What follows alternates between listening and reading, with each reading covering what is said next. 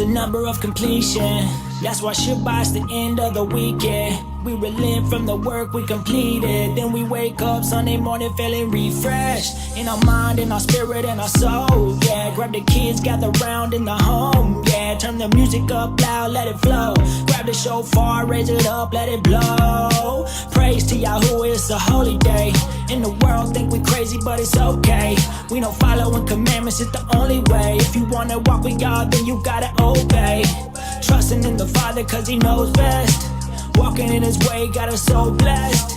The ancient of days made a way, so we praise him. Thank him for the Shabbat Shalom, amazing, yeah. Shabbat Shalom, Shabbat Shalom. We rest in our home on the day that you told.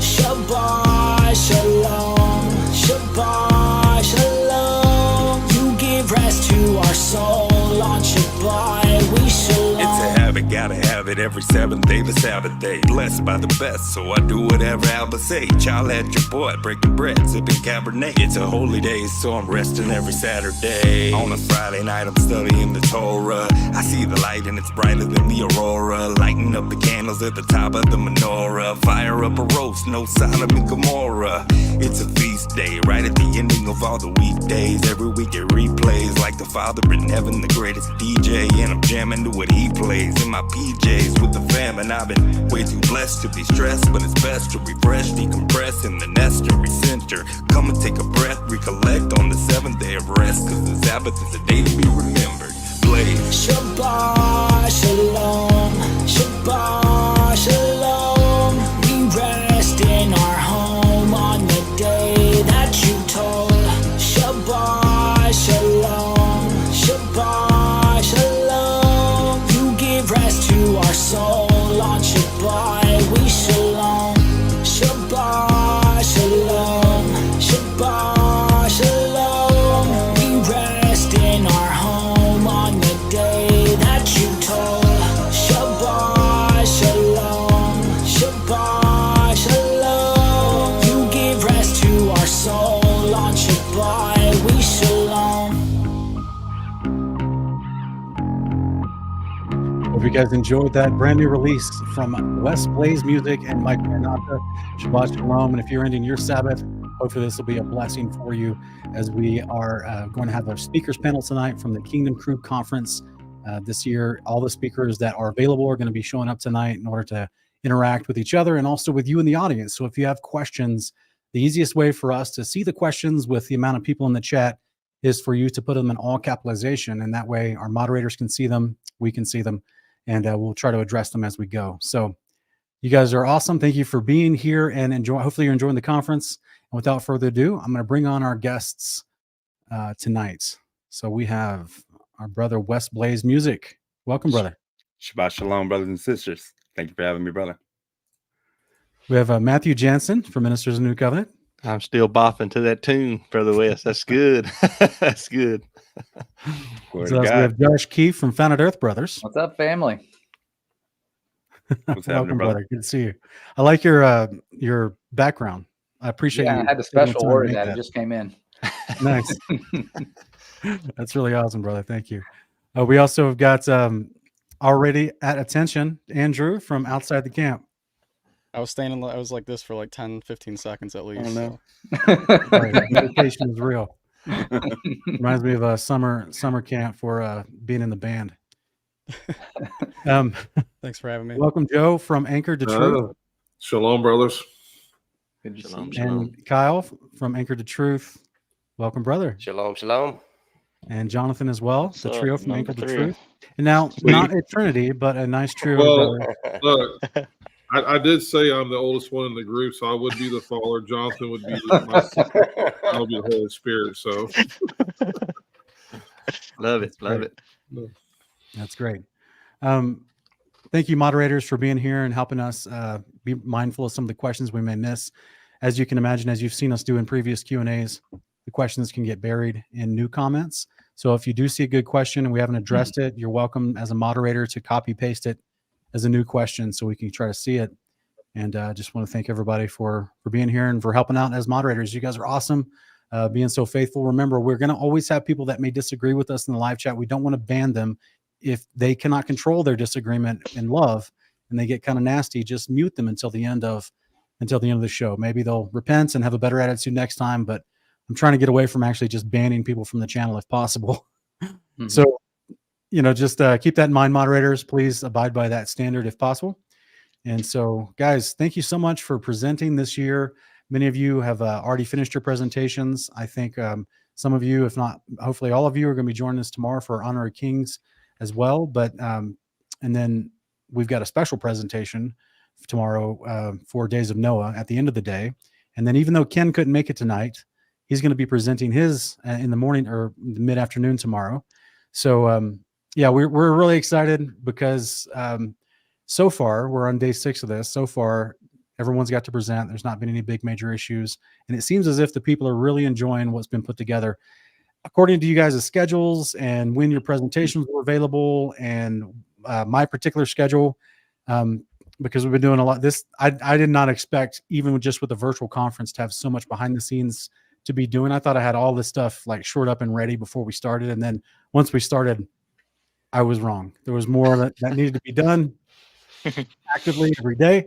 And so I've had to actually push back my presentation. And so because I wanted you guys to have a chance to present, and wanted to make sure that we can have a good day tomorrow as well, because a lot of people are anticipating Honor of Kings and Days of Noah and Ken's presentation. So we're excited to finish off strong tomorrow. And guys, I was super blessed to see how people were reacting to your presentations throughout the week.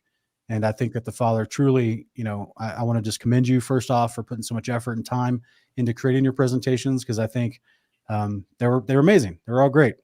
I think the big surprise this conference is how do I say this not in a funny way? I'm trying to be humorous, but it's passing. The moment's passing at this point. Matthew Jansen came out of the Globe closet. In mental prison. I can't think of a funny way to put that. But yeah, Matthew, people were very, very excited to see you talk about your journey to come into biblical cosmology. Would you like to say a couple things? Yeah, all the good comments, so encouraging, brothers and sisters, so encouraging. I set out to make it easy to understand and to kind of cover the topic of why it matters, and then also to make it to where people could share it with somebody that had never heard about it, or share it with a family or a friend that may not want to listen. So, and I think according to the comments, I think that's how it came through. So I'm just blessed that Yahweh allowed me to bless others. It was a joy to put together. It did take a lot of work. I think I saw Brother Wes's comment on his Fight the Good Fight, that he had spent a lot of time putting that together. And one of my children asked me, they said, "Dad, how long did this take you?" And I said, well, I don't want to exaggerate, but probably about an hour for every minute, more than likely, when everything's said and done. So, but when you do something like that, people appreciate it. It makes you feel good, and it's not a boastful thing. It's just that, hey, you're being a blessing to the community, and hopefully for years to come, it can be used and shared. And just like all you brothers, I mean, Brother Sean and Brother Wes, huge influence to me. I've watched their first episode of Uncommon Ground at least 10 times. So that was a big influence there. And so they've been also patient with me. Yahweh, one of his attributes is he's long suffering, the old KJV says. And I feel like Brother Sean and Brother West was long suffering with Brother Matthew. So thank you, brother. You made it real easy. Yeah. That's what I was going to say. Like, some people they get, vitriolic and knee jerk about it. You did not. You just told us, well, you're not there yet. You don't really see it like that. And that was, 3 years ago, maybe 4 years ago. Yeah. And hopefully it's a testament to what I've told you personally, privately, and also what we've said on our channel is like, we do not stress that people should divide in fellowship over these doctrines. Yeah. Amen, brother. Like, we gotta stick together as a family. Like, I made a meme as a joke a couple weeks back, showing a picture of the Ark and saying that was the last time everybody agreed the same things about God. You know what I mean? And that's kind of the truth. Like even the Israelites coming out of Egypt, they're immediately trying to rebel. They didn't agree with everything, they're immediately trying to worship Baal. They're immediately trying to overtake Moses and Aaron. And they, it's like you get more than two people in a room and you're just going to have vast disagreement pop up. So, and brother, you were already way ahead of the curve too. So it was a joy to watch. It was a joy to get to witness. Yeah. Recognizing that we're the center of it all, right? That's way ahead of the curve for the most people. And the testimonies, that was the highlight for me. I did a little bit of teaching in there, but the testimonies, I felt, I would cry when I was putting it together, and I'd have to listen to the same testimony like 15 times, doing the editing, and I would just be in tears. Sister Carla Malberg there at the end, she was the last one before the credits, and that one touched me the most, and that's kind of what I, crescendoed to, and still I watched it when it was live broadcast, and it brought a tear to my eye, and just that our Father is right there. He's not millions of miles away, but he's really our Father which art in heaven. Hallowed be thy name. And he can look at us and see us. We communicate. So it's beautiful. Well, I'm jealous of your testimony in that topic, because I didn't have that type of, mine was just much more like, mine was much more internal. I didn't really have an online community of people wanting to hear me speak at the time. I mean, it's 2015. I didn't have a channel yet.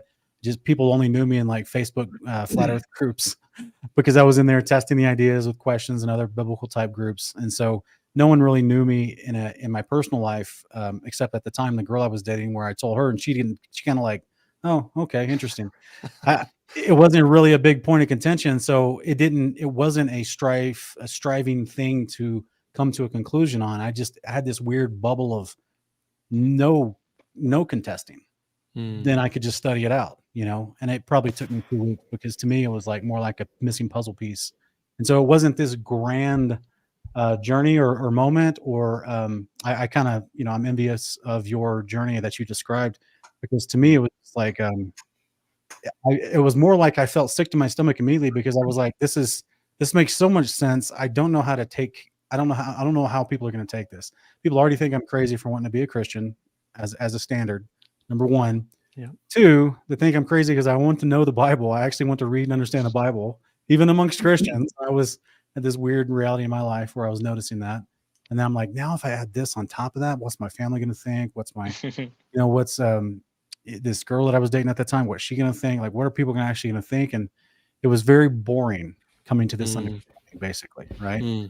And so, yeah, I'm kind of envious of your journey, because it seems not, all, truth be told, cards on the table. I did invite you to Honor of Kings in season 2 to talk about the Testament of Levi on purpose. Nah. Yeah. I remember Ken was like, I don't think Matthew is on board with flat Earth. And I'm like, I know. Yeah. So let's just read the book and see what happens. Let's see what happens. Yes. I enjoyed it. I can go back now. Like I think I mentioned it in the documentary, but in 2020, I was on a panel. It was Wes, Sean, Ken, Michael Solomon, and me. I think it was 5 of us. Yeah. And I was the only one that didn't adhere. Like Wes said, I really wasn't. I was kind of, I guess, agnostic on the particular issue. So it didn't bother me if somebody believed that way, but I just wasn't there yet. But I went back the other night. I queued it up before I went to sleep. I shouldn't have done it because I couldn't go to sleep then when I got through listening to it. But I listened to it was like 2.5 hours, and I could understand so much more. It's been 3 years ago. That was 2020. I can understand so much more. And, it takes time. We need to give people time. We need to be patient with people. It's what 2 Peter 3 says, Yahweh is long suffering, not willing that any should perish, but all come to repentance. So even people that need to come to repentance, Yahweh is patient with. He desires their forgiveness and to see them in the kingdom. He doesn't take any pleasure in the death of the wicked. So how much more when it comes to subjects or topics that salvation doesn't hinge upon for everyone, should we be patient with people? And so Brother Sean was definitely patient with me, good spirited. Him and Wes, Brother Ken, just great brothers. I've had other people shun me, and these brothers have never shunned me because I believe some weird, far out things too. But they're not weird to me, but they're weird to other people, right?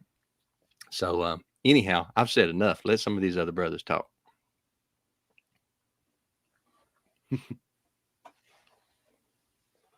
All right. Jump in. Anyone that has any questions or thoughts? Otherwise, I'll pull some questions from the audience real quick. Yeah, I got something here. Let me just read something for you. Lighting up the candles at the top of the menorah, fire up a roast, no Sodom and Gomorrah. That is Bar's mitzvah right there. Nice. Appreciate it, brother. Nice. I love you, dude. Thank you. All right, guys. We've got Denise is asking us, has anyone on the panel thought about taking a summation view to the days of creation?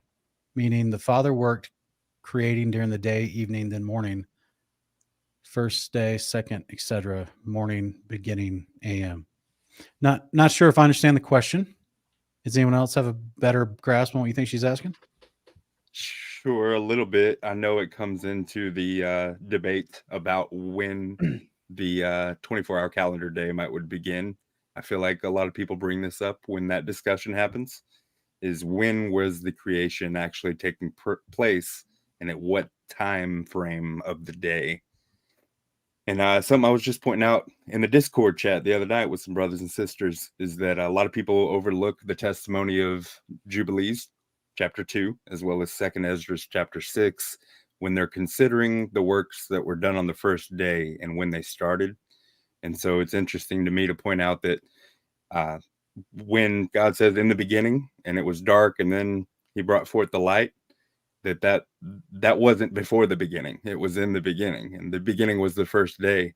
And you see that testimony corroborated in 2nd Ezra 6 and Jubilees 2, that the heavens and the earth and the light were brought forth on the first day out of the darkness, meaning it was dark first on the first calendar day, or the first 24-hour day of creation week.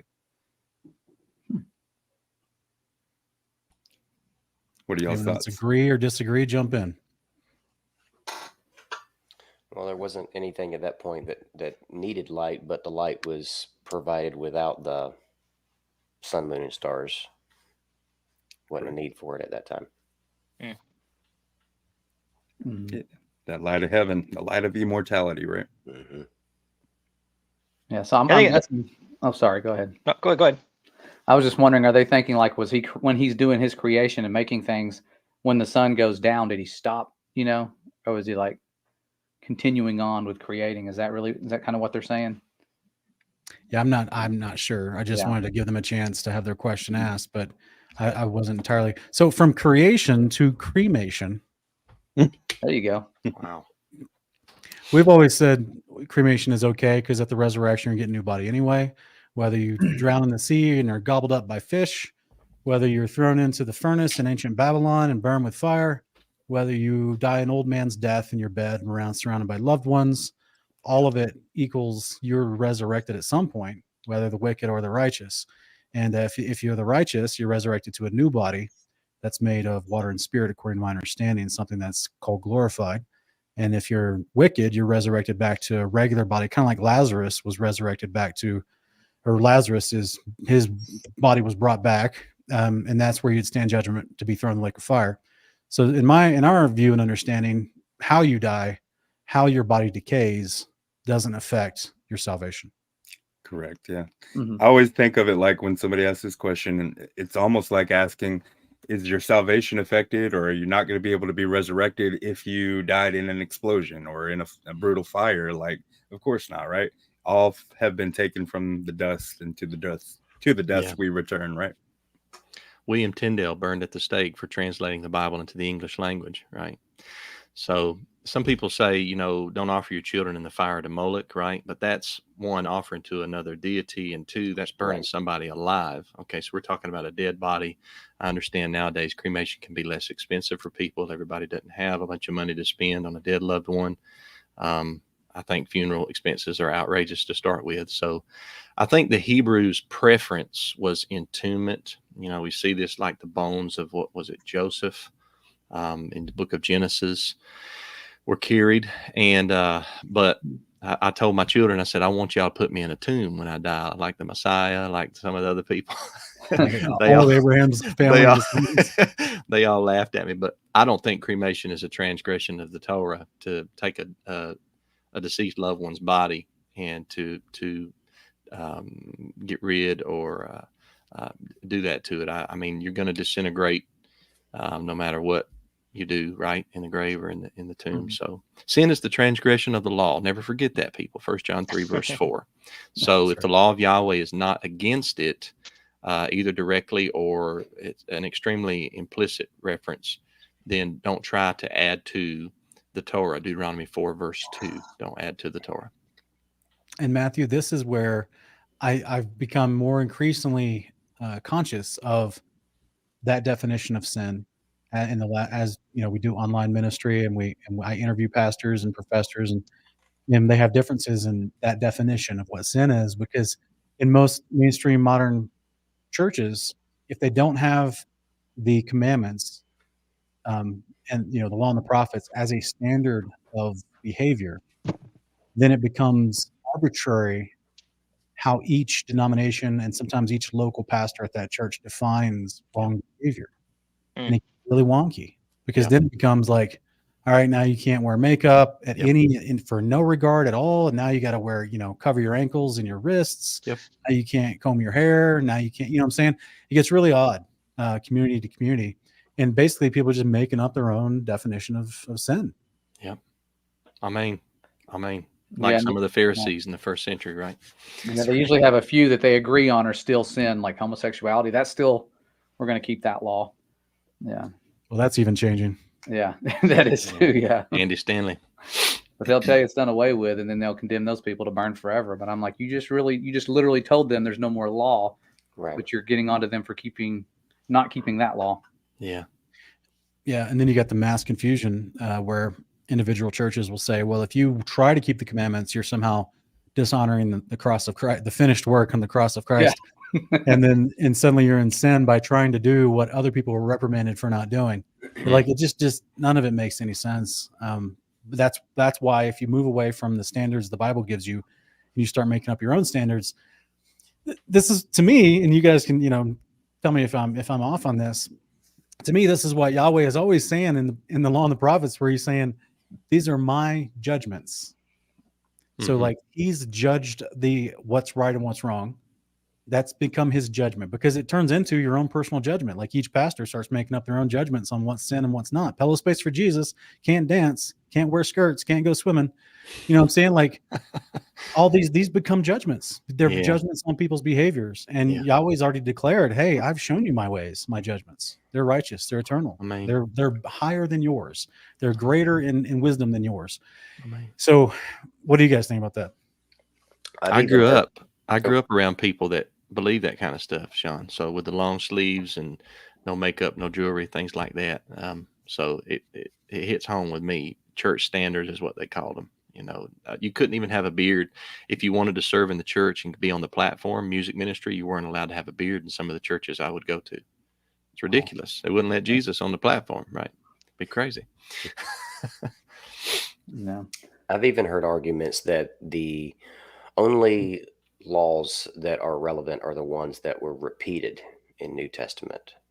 I've heard that argument. So, except for the Sabbath, even though that does seem to have a repetition coming up, right? Yeah, but Matthew, I have some of the similar experience. I went to a church where, I played basketball, ran track, and they were like, no shorts. I was like, but that's part of my uniform, and I'm not going to wear pants and look goofy, doing those things.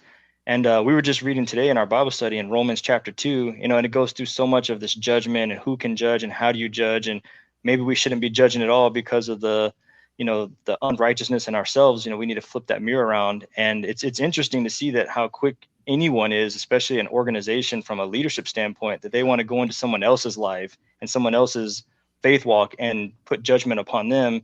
Yet, it says you still have to go back and take care of your own house. You still have to make sure that you're even where you're supposed to be. You can preach it, but are you willing to walk it out? And that's that experience that I think we run into most often is you see the church full of hypocrites because they say one thing and do another thing, or they meet one category and then fail in another. So yeah, it's definitely something we have to be real careful of, especially when it comes to like outward things and not the inward, the soul, the heart, the emotion behind it.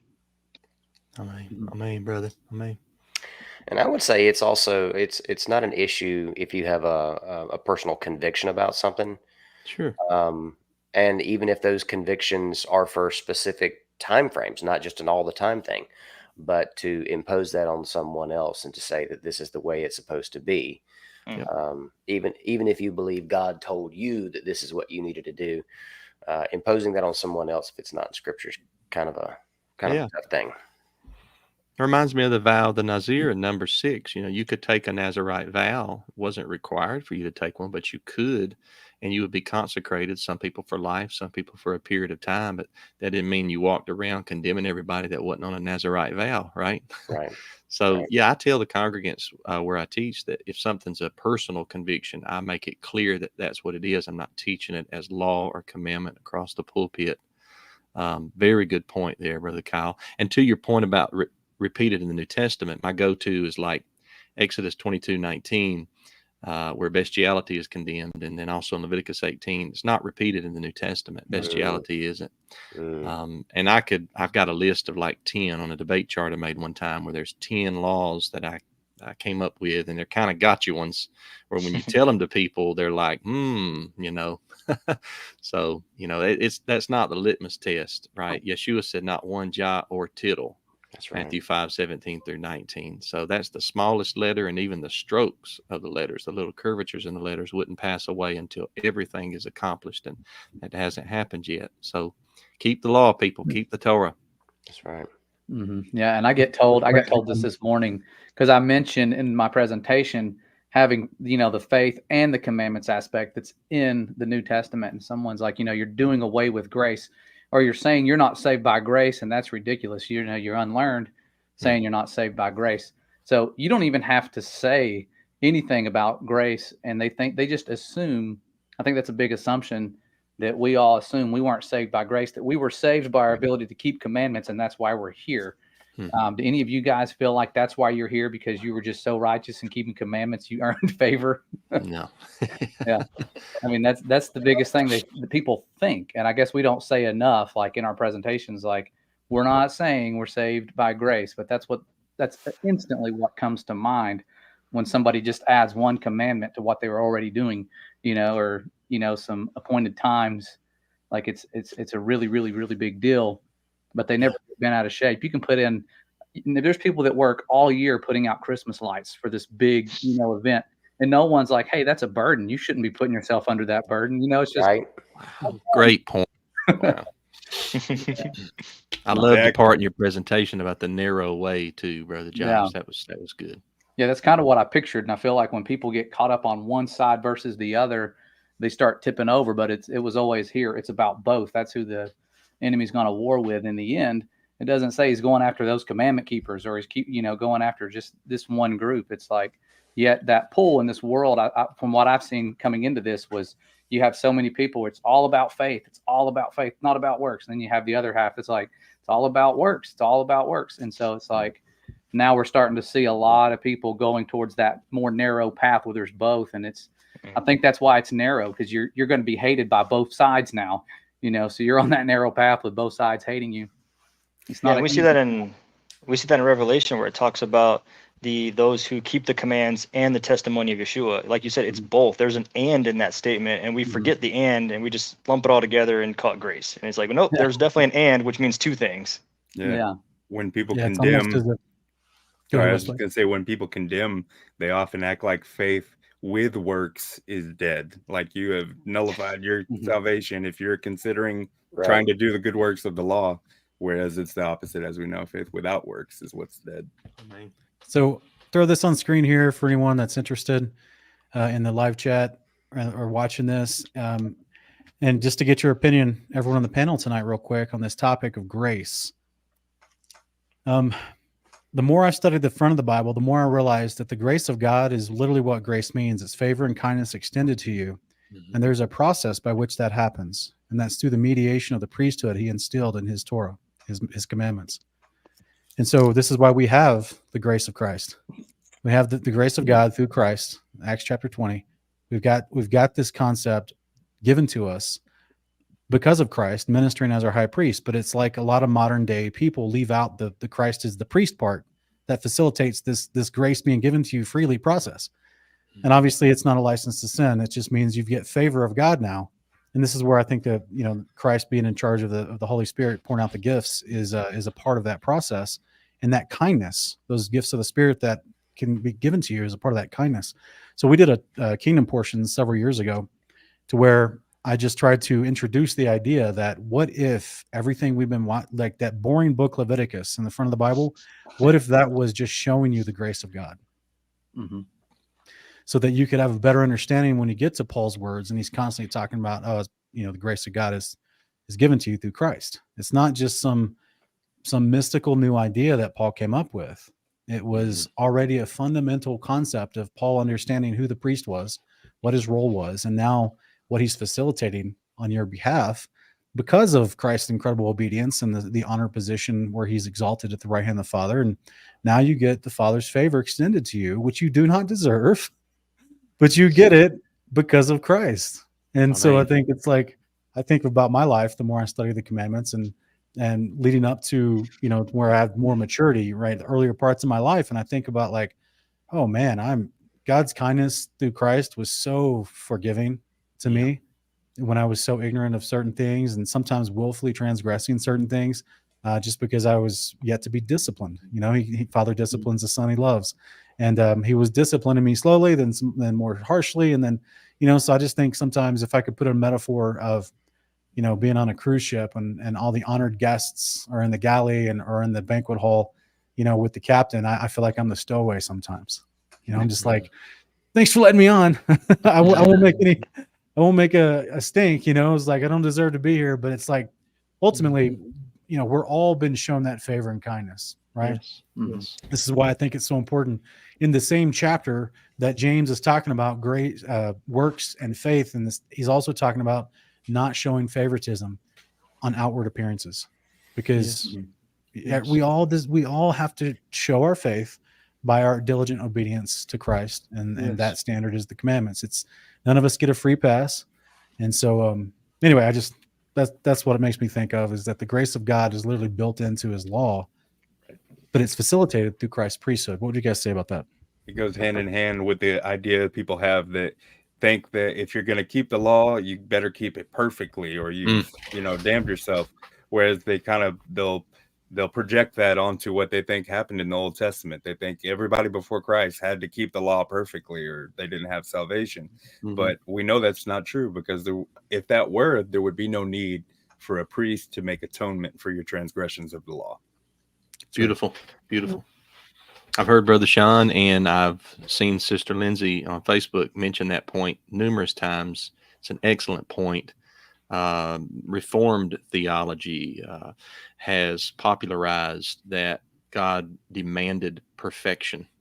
And since none of us can bring perfection, therefore penal substitutionary atonement is necessary. And it's just not scriptural. Brother West explained it well. Brother Sean's explained it several times. Yahweh knows that you're going to mess up. And as long as you live a repentant lifestyle and you're faithful to the covenant, that's what he requires. Not sinless perfection, but covenant faithfulness. So, yeah. And one of the episodes that I caught, Sean, you and Lindsay were doing on Shabbat. It's been a while. I'm trying to think of the episode, but I think it was just one of the random Q&As, that sort of thing. And y'all made a comment in there that really hit home with me, for sharing this information with others who don't have that understanding. And that is most Christians keep a lot of the Torah already, so they don't even realize that that's what they're doing. And so I think recognizing that to start with gave me a little bit more of an understanding as to how to relate. And I don't know why I wasn't able to relate. I don't know why we can't relate to them. We were all once those people most of us anyway. I don't know why it's so hard for us to relate to that situation, but I think it has to do with what Andrew presented on last night, is this 1800 year long-standing stark enforcement of a certain mentality that, oh, you don't do the things for the quote-unquote Jews. You're a Christian now, and there's different identity markers for being a Christian. And so they have this stark divide that, you know, these quote unquote early church fathers. I always say that because I don't consider them my church father. These dudes that were mostly dudes that were propped up by bishops who didn't know the Bible at all. But mostly these guys 1800 years ago, they started this mantra. That is what Andrew rightly, gave a wonderful presentation on that, which is, they immediately conflated the definition of the Torah to be just for Judaism. And that's not correct, because people don't understand how first century Judaism changed. And so because of Christ, as a reaction to Christ and Christians, the first century Judaism changed drastically. And already in Christ's ministry, we see him addressing how first century rabbinic Pharisaic Judaism was already going off the rails as far as how they were teaching and contrary to the Torah itself. So 300-400 years later, you got these guys coming around saying, oh, well, you even try to keep Sabbath, well, then you're Judaizing. You're leaving the faith somehow. Yep.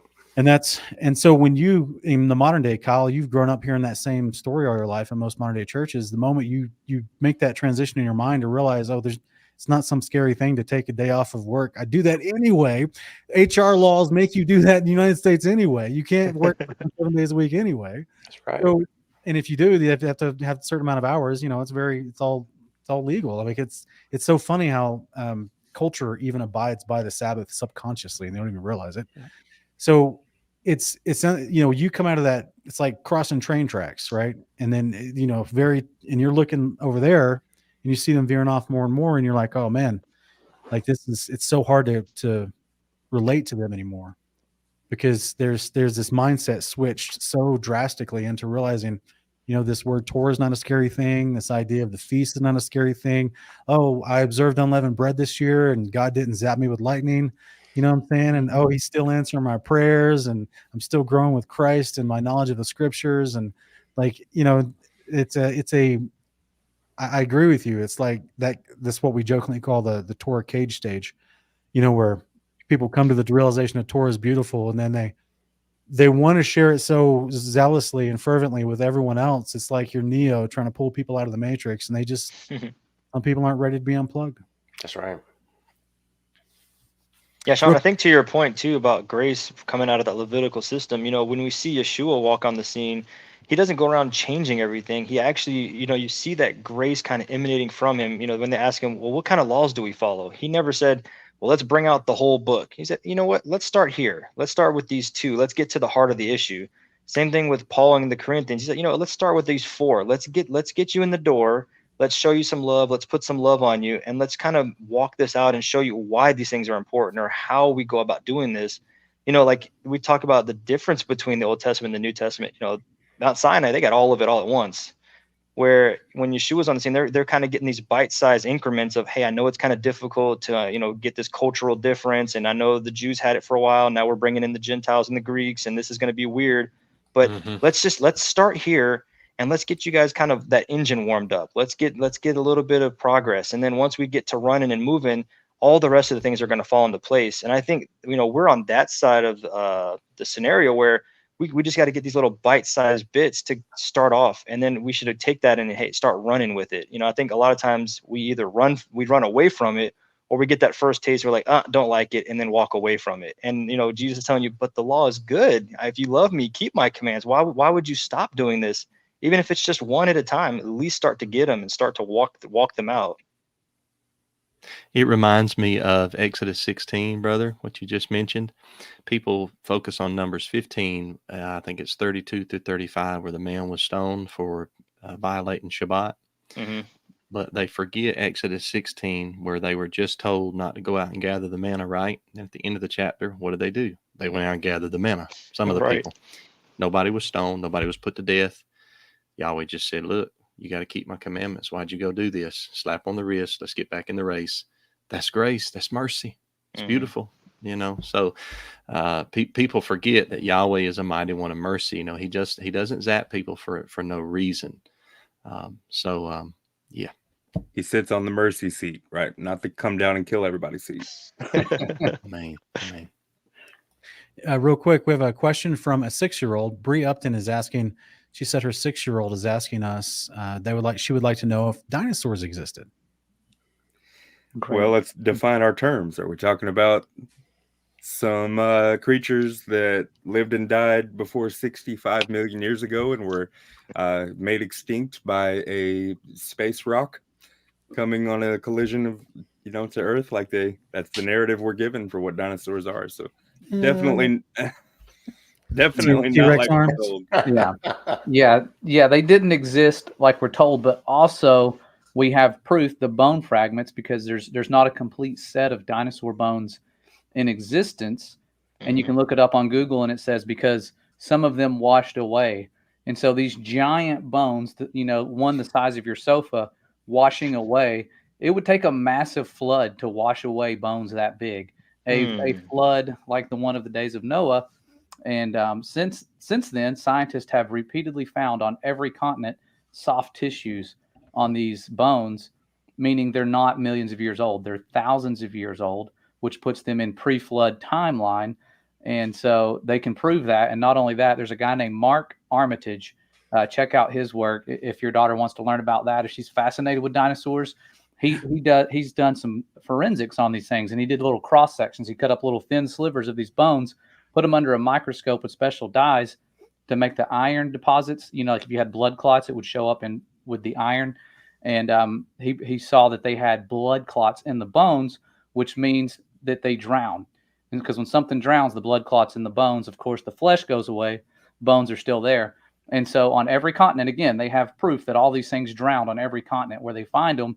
And so these randomly scattered bones, you think the book of Enoch, Clash of the Titans, where they're fighting it out to the death, their bones are going to be not scattered around by little animals. If there's something big enough to pick up that bone and move it, its bones are going to be found somewhere together. And so, it was a big flood that washed these things away. That's why we don't have a complete set.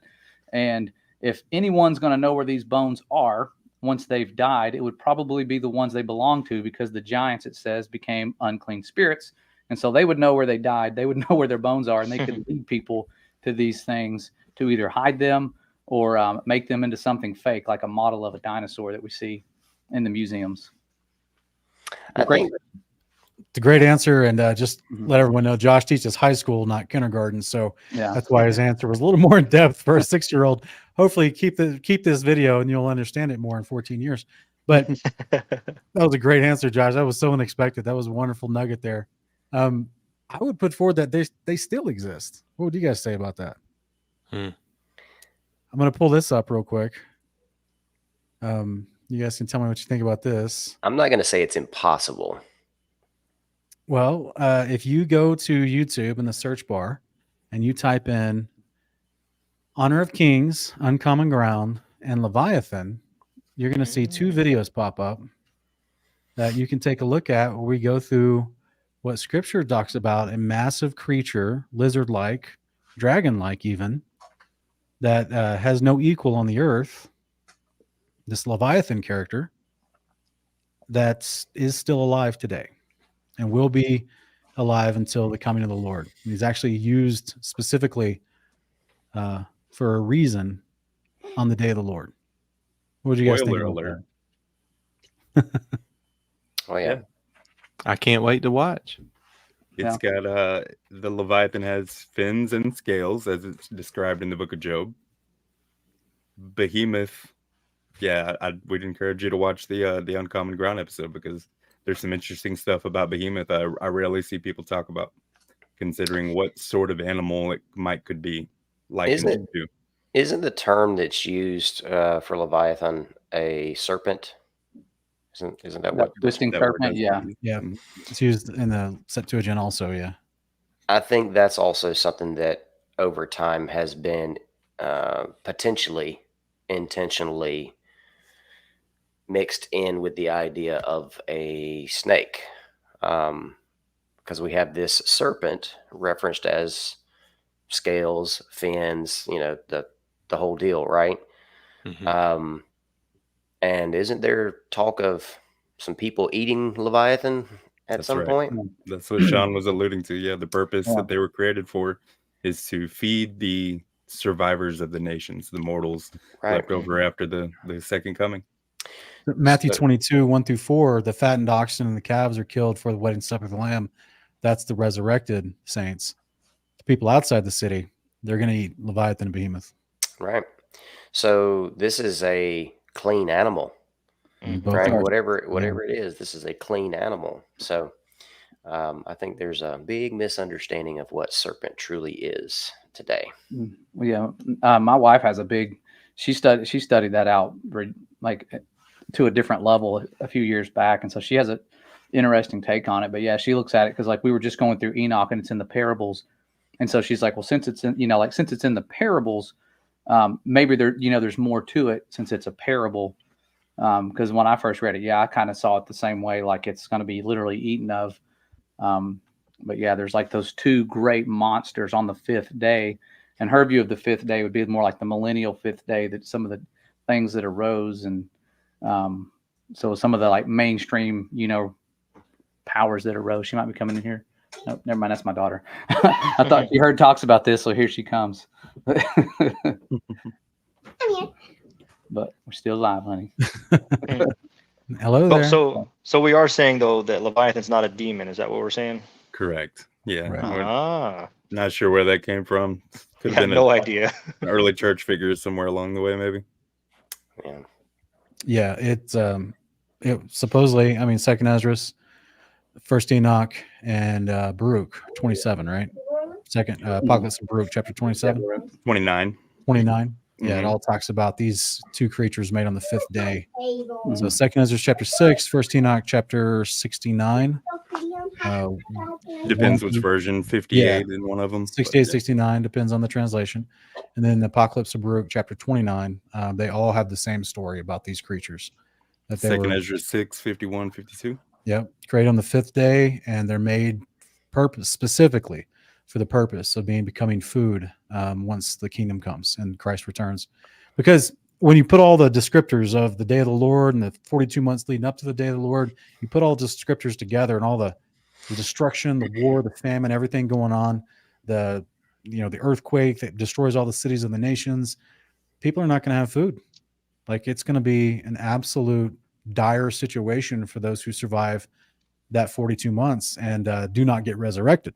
So our merciful, loving King of glory sends his son, and with the purpose of saving all those people, right? I mean, they're even before they're judged, sheep and goats, he's got food for them because he's got to keep them alive to get to the judgment. I mean, if I want to be technical, but like, that's even right there, those people, if you were just a tyrannical God, you could say, well, those people did not make the first resurrection. They're not going to be ministers to him. Then therefore they're not worthy of resurrection. Then why are they worthy to be spared? Why did, from the beginning of creation, why did he make these two massive beasts in order for them to be food for specifically that group of people? The whole story of Leviathan and Behemoth shows you that his grace was planned. His undeserving, like the people that survive the day of the Lord that don't make the first resurrection, what do they deserve to be spared? They you know what I'm saying? But he thinks they do. That's his judgment. Right. And built into that judgment from the literally day 5 of creation in his mind was, I'm not only going to save these people that didn't make the first resurrection, but I'm going to care for them. I'm going to make sure they get shelter, they get food, they get water, they get medicine. I mean, that's just, there's no other God in any other culture that treats people like that. With finely aged behemoth burgers and Leviathan filet. Right? If I may, let me take a shot at giving a 6-year-old answer for that question, if y'all don't mind. Okay. So the question was, do dinosaurs exist? Did they exist? Did they exist? I got you. Well, very simply, if you were to take a lizard that was small enough to fit in your hand and it grew to the size of a bus, what would you call that? Would you call that a dinosaur? A terrible lizard. A terrible lizard. And that's what dinosaur means. It means terrible lizard. So animals used to be a lot bigger before the flood. Sure. Yeah. Now, didn't history books, even into the mid 1800s, call lizards before the word dinosaur came about? They were just called Dragons. Dragons, right? Right. So, yeah, it's just been a little bit of a name change over time. I saw another good question I want to pull up real quick. This will be Miss Lou Rubink is asking, are old people like me just difficult to reach or teach? If not that, then why do we not see any of the elders on any of the discussions? I'm talking 70s, 80s, and 90s. Well, sister, I just don't know any. I mean, they've written to me, but they're not asking to come on. They're not creating YouTube channels. A lot of people may not feel comfortable coming on. You know what I mean? So, but they're always welcomed if they truly want to come on and talk, and if they know what they're talking about. So it's kind of a weird mixture of, I have to vet the person to know that they know the Bible, that they're actively studying the Bible. And I've made mistakes in the past on who I've had on. So that's just, if someone says to me, hey, I'm 80 years old, I've been a Christian all my life, that does not mean they understand what I talk about on this channel.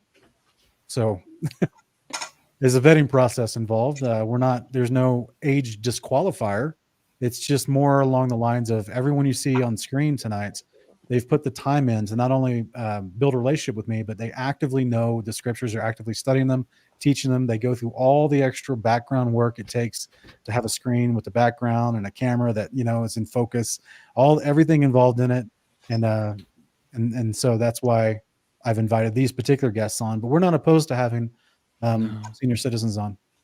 Shout out to Brother Steve Martin, right? How old is he though? He won't mind. Well, he won't mind me saying this. I don't think he's 65. That's older than me, right? But even him, I think there's a generation thing going on. I remember my granddaddy before he passed. The first time he held an iPhone in his hand, and he called it his face phone because he could FaceTime. Of course, when you FaceTime him, you can only see like from here up because he wouldn't hold it right. So I think there's a generation thing there. My father-in-law, he's almost 80. He's an avid Bible student. I was his disciple for about 7 or 8 years before I ever taught my first sermon. And but he does a little bit with technology, but because that's not what they grew up with.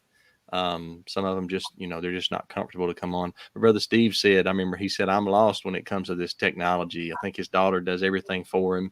So I don't say that to talk down about him or any of our elderly family in Yah. But I think maybe that's what it is. So, but I teach people. I've got elderly people in our congregation, and we love them. And Brother Steve, I think, has been on here before with Brother Sean. So not saying you're ancient, brother.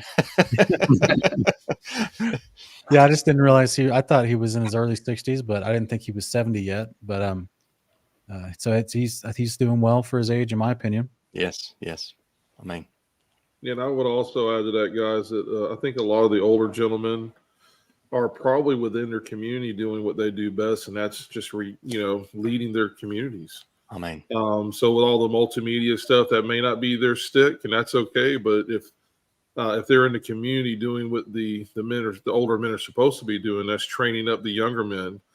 That's just as important as ever being on a discussion panel or anything else. So, in my opinion, but yeah, Joe, I agree. I know we were just we studied us over here with Anger to Truth. We're always studying, but we were reading through Titus, and it talks about exactly that. The older men teaching up the younger men, and the older women teaching up the younger women.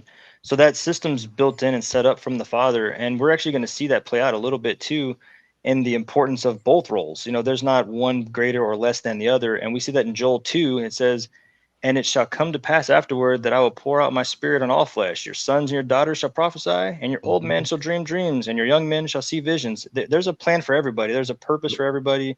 And maybe just this specific avenue is, where God put us versus, another avenue where, people are making home visits and having prayers and doing things that maybe I'm not equipped for, or, getting deep down these concordance. I don't even have that book. I still got to go to the internet to find stuff. So there's a lot of resources that I've been able to glean from people much older than myself, and it's only made me better. And I think that relationship's symbiotic. We work together in tandem, not in two separate groups. I learned primarily from 4 elders. 3 of them have died, have fallen asleep in the Messiah. Only 1 is left. So I'll name them. One is my father-in-law, who's pushing 80, Elder Arnold Bowen. The other one was Elder Jacob O'Meyer. He was the head elder of the Assemblies of Yahweh in Bethel, Pennsylvania. I studied under him. Brother Orlando Smith, he's like Brother Joe mentioned. Nobody would ever hear about Brother Orlando, but he's one of the most righteous men I've ever met in my life. But he was just faithful in his community. And the other one was Elder 𝐥𝐤𝐤𝐞, who was also not real techie, but he did radio broadcast on shortwave radio. That's kind of their shtick. That's kind of what they did, back then with the cassette tapes, sending out the cassette tapes and all that kind of stuff. And that's awesome. That's great that they did that. So I think I tell people, seek out somebody older than you in the faith that's solid, both men and women, and just sit and learn up under them for a while. People find out a truth and they automatically think, I want to be a teacher or something like that. And I'm not saying you're not called to teach, but I'm just saying if when you're zealous like that and you're young, take some time to learn from somebody older than you. Even Yeshua, the son of Yahweh, he didn't begin his ministry till he was 30 years old. So if the son of Yahweh waited till he's 30, why does Matthew think he don't have to wait?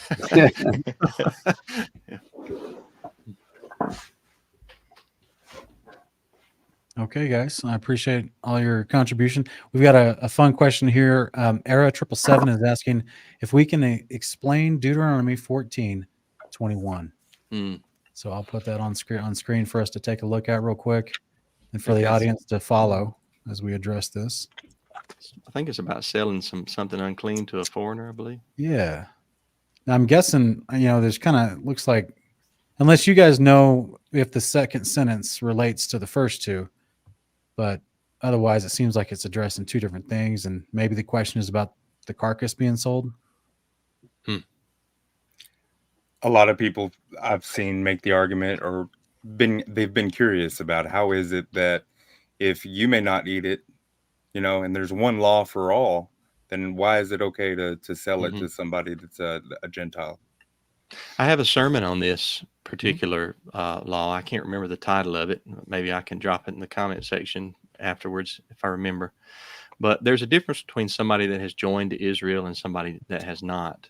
The end of Exodus 12 with the Passover instructions, where it mentions the one law, and also Numbers 15 where it mentions the one law, it's referring to homeborn Israelite people and people from the nations that have joined themselves to Israel. Right. Not necessarily all foreigners are heathens. Like Deuteronomy 15 says you can charge interest to a foreigner, right? But if that foreigner joins to Israel, you can't charge him usury or interest. So I think this particular commandment is referring to just a straight up heathen, like your atheist neighbor down the street. But once they join to the community, then there's one law, for the stranger and him that is homeborn. That's how I understand that particular passage. There's an aspect of prosperity to this as well.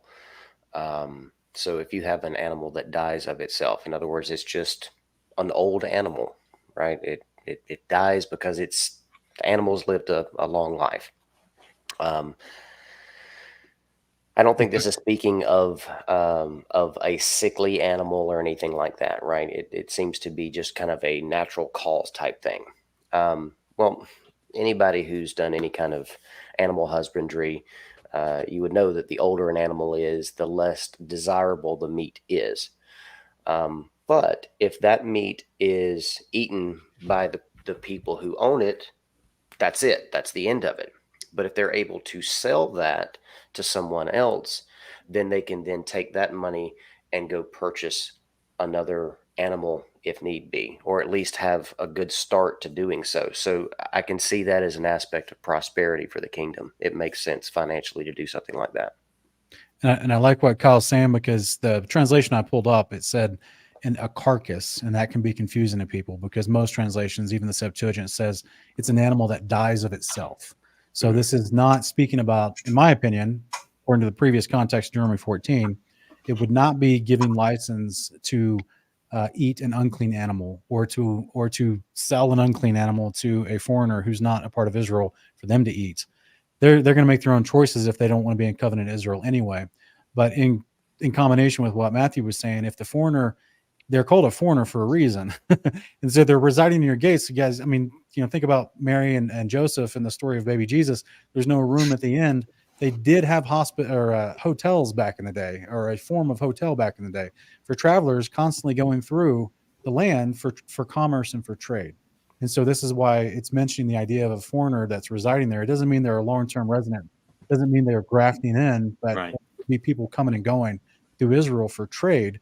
And then he's telling you in this particular case, you can sell that to them. And so that this to me is just one of those deals where it seems to trip a lot of people up, not just on some of the loose English translations of what it is, but also not understanding what Matthew mentioned here was this idea of there's a difference between grafting in and then just people of the nations who were not trying to be worshiping the God of Israel still interacted with Israelites.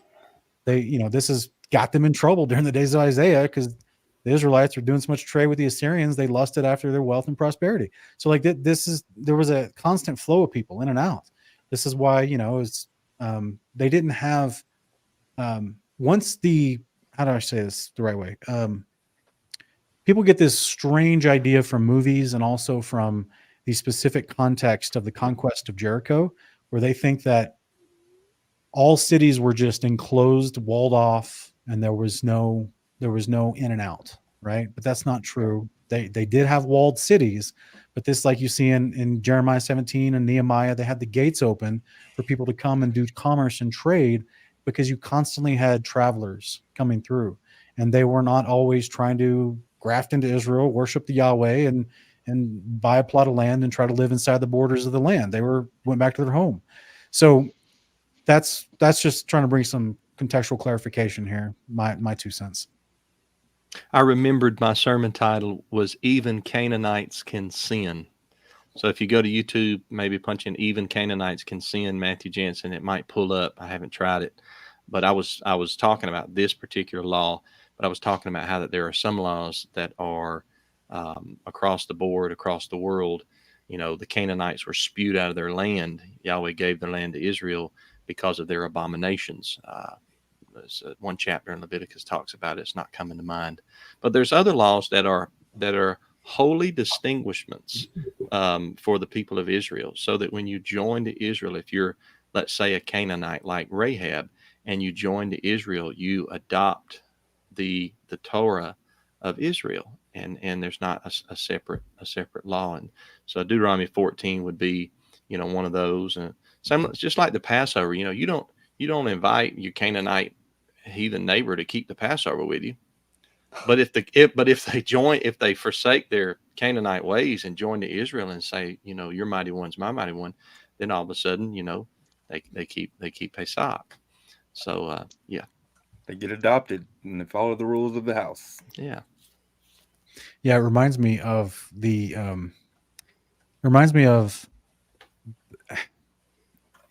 remember in Judges because I'm thinking about what you said, Matthew. I'm thinking about your first comment, which was just because they're a foreigner, it doesn't mean that they've gave up their citizenship in Canaan and adopted into Israel and grafted in. And it makes me wonder, like there is no immigration policy beyond this idea of one law for foreigner and native born. There's no extensive immigration policy that we get for ancient Israel. Like, how long can someone from Mesopotamia come in and live inside of the borders of the tribe of Dan before they need to worship Yahweh? You know what I mean? Mm-hmm. Or was it even a requirement? Like, how did the elders of that tribe decide, oh, hey, yeah, we got that guy from Aram who came in, north of us, and now he's been living here for like 2 years, but he's not going to the feasts in Jerusalem. He's not, like, what do we do with this guy? Yeah. And he's having babies. You know what I mean? Like, what do we do with this guy?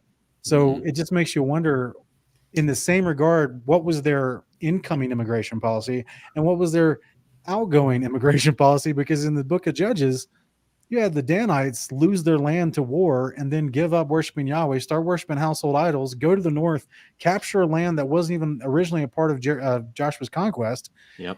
and claim it as their own. They staked a flag up there, like outside of the will of Yahweh, right? Mhm. So, like, what did the rest of the tribes say? You know, I'm like, wait a minute, guys, you're not abiding by the covenant anymore. Yeah. What are you doing? You know? Yeah. So clearly we see these ebbs and flows of, it wasn't just like a wall that you had to worship Yahweh if you come on the other side of this wall. And if you leave on the outside of that wall, you don't have to worship Yahweh anymore. But that's the strange mentality you would think, listening to certain types of dispensation theology that teaches, oh, well, they only had to do the laws of Yahweh because they were in the land of Yahweh. Right. And I'm like, I'm like, Brett, guys, no.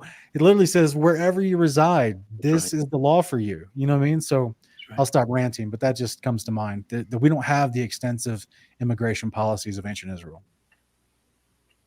Yeah, I wonder with that verse, is it somewhat of like an accountability thing? Like, you know, when you and your brother both understand Torah, you both understand the instructions, and it says, hey, I know you should be abiding by this. I know you should be accountable to this. So yeah, I'm not going to sell this to you. I'm not even going to offer it to you.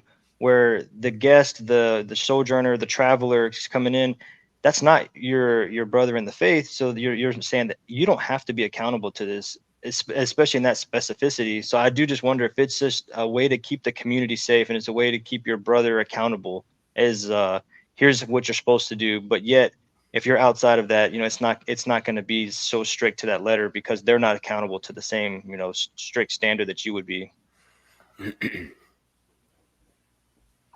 Well said. Brother Jackson Pollock was asking, is there a network of Torah observant believers? And he'd love to find some near him. And Sean has an app right there. Yeah, there it is. Get the Kingdom in Context app, and it has a fellowship finder on there that would help you with that. Absolutely. Yeah, we're going to meet people tomorrow that found us on that app, and you just go on there, download it, enter your information, like how to, like your phone number, because that's how they found me.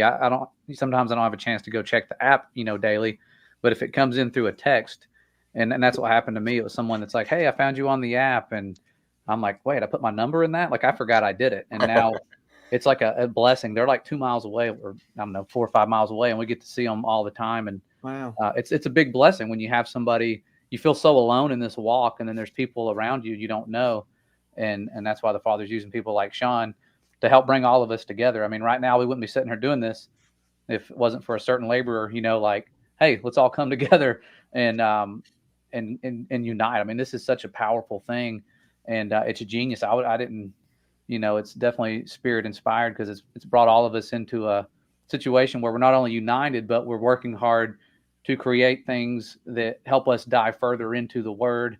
And I don't know, it's been a blessing to me already, but things like that app and this conference, you know, it's going a long way. I think it's going to bring a lot of people in. And like a lot of y'all's videos, you may not know it, but on other platforms, people take little segments and like they add their own music and they share them here and there, and it goes far and wide. I mean, it goes far beyond what you all see here on YouTube. It's quite powerful. That's awesome. That's awesome. Yeah, guys, it's free to download. Kingdom in Context app, Google Play Store, Apple Store, and I'll probably show you here. You get, it's just United States. It's not focusing though, but the more you zoom in on the Fellowship Finder app, sometimes it's kind of slow. We're trying to work on the speed of how they populate, but the more you zoom in on it by state, by county, the more specific the dots get. And you have the choice when you push your finger on the dot to move it to your location. You don't have to put it like directly on your street and house if you don't want to. Like you can put it just in the city that you live in the general vicinity, and then you have the choice to whether to put your contact information on there or not, and so that people can reach out to you for fellowship. But why I did built into it ways for privacy and in a sense of locality, of like general locality, so you don't have to like literally give out your PO, your zip code and your actual house address. And it's optional. You don't have to put your phone number on there. It's optional. It's up to you. And we do have something we've been building into it and working on is a verification. So if you own a ministry or a business and you would like to be verified on the app, you can do that as well. So you do that through the settings, and you can go and say, you know, click verify me through the settings and fill out the appropriate information. people ask me through email, why was I not verified? Is because you don't have a business or ministry. You're just you're not involved. You keep trying to get verified, but you don't have a business or ministry. It's just for businesses and ministries so that we can support each other. And so that's why you're continually getting denied for verification. But when you see someone verified, their idea is I've given them an option to put their company website, contact information, email, socials, so that you can see and look more into that business or ministry and see if you want to do business with them. So that's what the verification is. So if you ever see a little green check beside someone's name, that's verification. We're trying to work on getting an actual business directory built in here in the coming months from everyone that's verified. So hopefully it'll be a blessing to you. Real quick, we got a question from Oso del Reino is asking, were the people of Qumran 𝐦𝐤𝐬𝐽𝐬s or Essenes? Was John the Baptist one of them? I understand 𝐦𝐤𝐬𝐽𝐬s were a lineage of priests specifically. I know there's a lot of controversy about the Essenes. I always just call it the Qumran community. I haven't looked into the arguments of for and against the whole Essene labeling, but I have heard there's debates about it. So I'm not sure. Do you? Yeah. It was probably both. If you look at what Josephus says, he describes Pharisees, Sadducees, and Essenes. I think Yeshua was referencing Essenes in Matthew 19, maybe verse 12, about people that made themselves eunuchs for the kingdom of heaven's sake. But it might have been 𝐦𝐤𝐬𝐽𝐬s out in the wilderness he was referring to. That's possible. I do think that John the Baptist grew up. Luke 1:80 says he grew up in the wilderness after probably he was weaned by his mother. Or at an early age. I kind of think that he probably got kicked out, though. But I think that's why you find him preaching out in the wilderness. But I don't think he abided by all of their strict regulations or some of their strict regulations. But I mean, that's all, it's all debatable. There's a few sides to that. There's one scholar, John 𝐸𝐺𝐵𝐼, who's done a lot of work in that regard. I'd highly recommend his work on the Dead Sea Scrolls, and you can punch him up on YouTube. Very interesting talks, that he gives about it. I believe I know where that question is stemming from. There's a very specific YouTube channel out there that teaches very much so that this was definitely not the Essenes, and that John the Baptist was there doing those things. That's where all the baptism of Yeshua happened and that sort of stuff. Is it the God channel? Yeah, God culture. The God culture. Mm-hmm. God culture. Yeah, sorry. Yeah. I didn't want to say it out loud unless y'all were, won't do that. So. Well, it didn't sound like you were denigrating them. You were just explaining their view. Right. Yeah. I kind of lean towards probably that same line of thought that it was not Essenes, but there's probably still a little bit more digging I would have to do to be able to be concrete in my thoughts on that either way. So.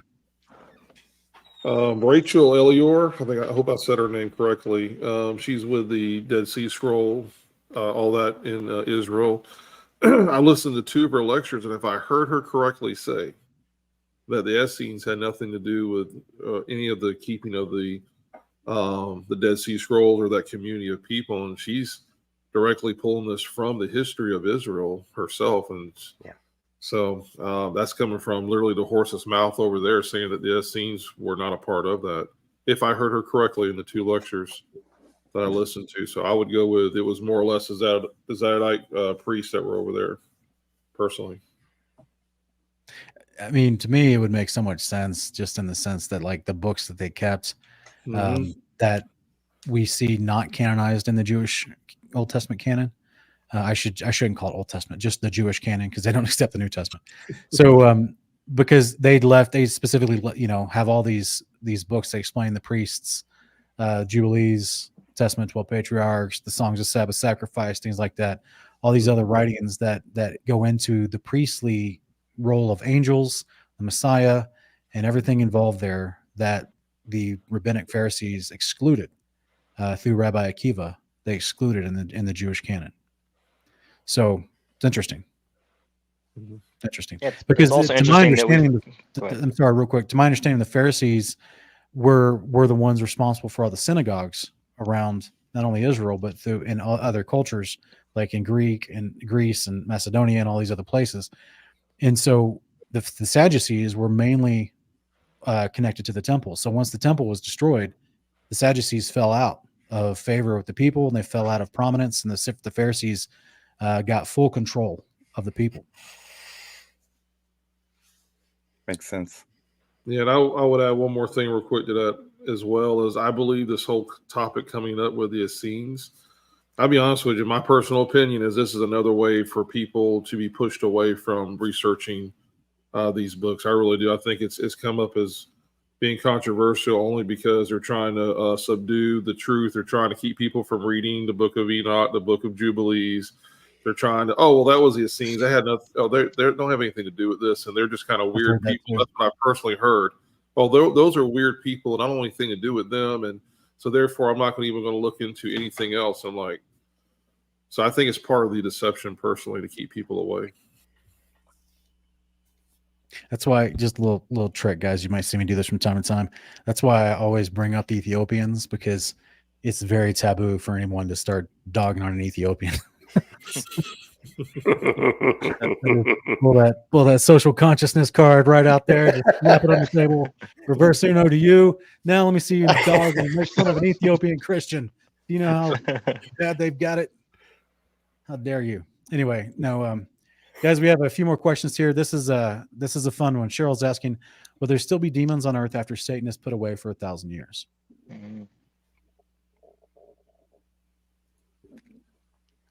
As far as I understand, they get thrown in the lake of fire at the beginning of the millennial reign. That's the way I understand First Enoch to describe the hosts of Satan and what happens to them at the great day of judgment. So, any thoughts on that?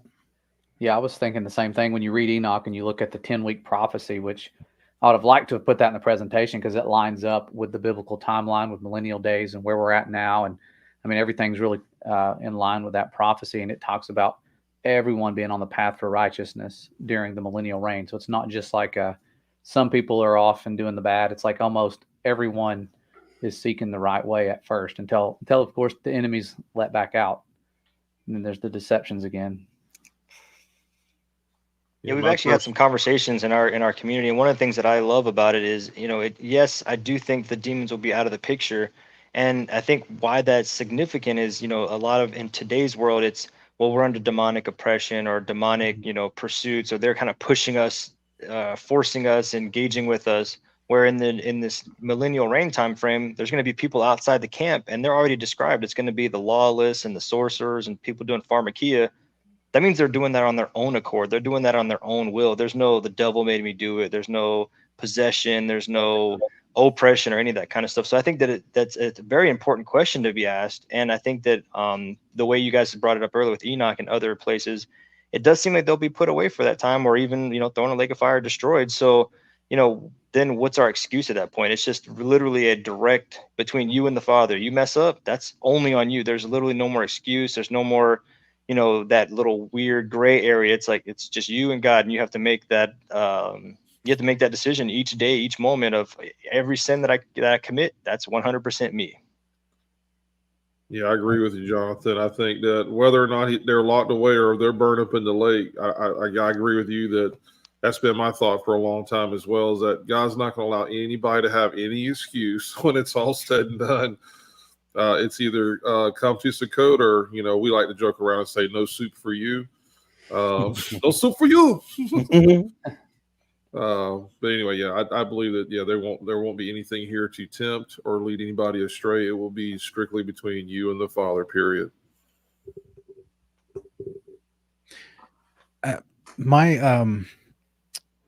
Between Isaiah chapter 2 and chapter 66, talking about the nations coming to learn the Torah and the nations coming for the Sabbaths and new moons, Zechariah 6, Ezekiel 45 and Zechariah 14, the nations are there for all the feasts.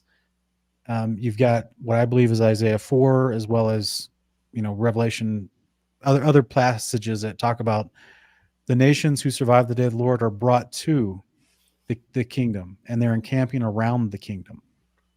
So it's like the Father is solving several issues in once. He brings his house down. Mm-hmm. He gets rid of Satan. He gets rid of evil, unclean spirits that influence mankind. In the sight of everyone who's called a sheep, he judges the goats. That'll leave an impression.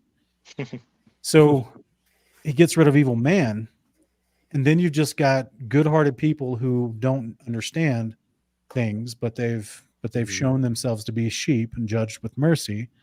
They then get to interact with everyone living inside the kingdom, which is Yeshua, all the resurrected saints, and possibly the angels. So that's why they learn the Torah. That's why they keep the feasts. That's why they're literally living next to God's house, which is going to be unlike anything any of us have ever seen before. So it's like he's taking away all, like you said, all the excuses, but also he's giving them a whole bunch of help and saying, like, no wonder it's 1,000 years of peace. Like it's, it's no wonder they beat their swords into plowshares, and they're like, you know what?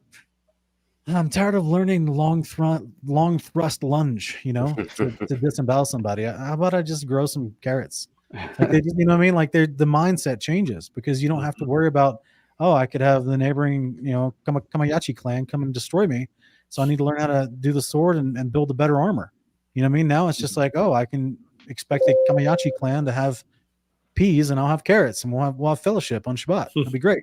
You know what I mean? Like it's a totally different mindset for the millennial reign. And so I agree with you guys. I think that it would not make a lot of sense.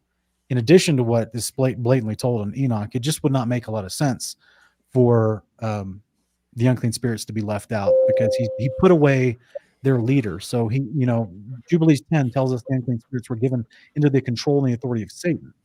So like he puts away the leader, clearly he's going to put away the minions. This is my understanding. Here's an interesting question, guys. Osodel Rayono is asking, how did Israelites march around Jericho 7 days without violating Shabbat? What do you guys think? Well, it definitely wasn't normal work. Okay, so Kyle, you're thinking we should define what Shabbat actually is? Mm-hmm. I think I've seen some people ask this in regards to Jubilees, saying you should not make war on the Sabbath. War, right? Jubilees 50. Yeah. So you guys think that what are you guys' thoughts on this? Have y'all ever thought about it before? I could say a whole lot, but it brings up a calendar issue. And I know we disagree on the calendar, but it might work with you guys too, because I know you have certain new month days 4 times a year. Mm-hmm. So the way that we believe is, we keep Sabbaths by the lunar cycle. So the new moon is day 1 of a month, and then you have 4 weeks in that particular month, or month, as I call it. And so you could start the march on a new moon, and that would be day 1. And then the 7th day of the march would be actually the 6th day of the week, or prep day for Shabbat. Book of Jasher 88:14 says the march started on a new moon. Some people take Jasher, some people don't, but that's how it could have been done. But I think even with what's sometimes called the 𝐦𝐤𝐬𝐿 calendar, I think you guys celebrate new month days at the beginning of each season. Correct. And I don't think those days are counted in the 30-day month. So I don't know how that works. It's the 31st of the month, basically. But does that interrupt the 7-day cycle? No, sir. Okay, so yeah, I think that they didn't march on Shabbat. It was an offensive battle attack. We see in Maccabees that they did decide they would defend themselves if attacked on Shabbat. But I think the Father was telling them to go on the offense with the march. I don't think it was on Shabbat. So the calendar that we keep, you could march for 7 consecutive days and it not be a weekly Sabbath. Interesting. Yeah, and they were blowing a trumpet. I mean, is there not like an appointed time where you can blow a trumpet on a day where you're resting? Like they were doing things like that. They were walking, blowing a trumpet. It kind of seems like symbolic of like that millennial, the 7th millennial day where there's going to be a trumpet. But they went around it 7 times in that one day. So I mean, how big of a city? Yeah, they were around first 6 days. They encircled it once for each day, and then on the 7th day they did it 7 times.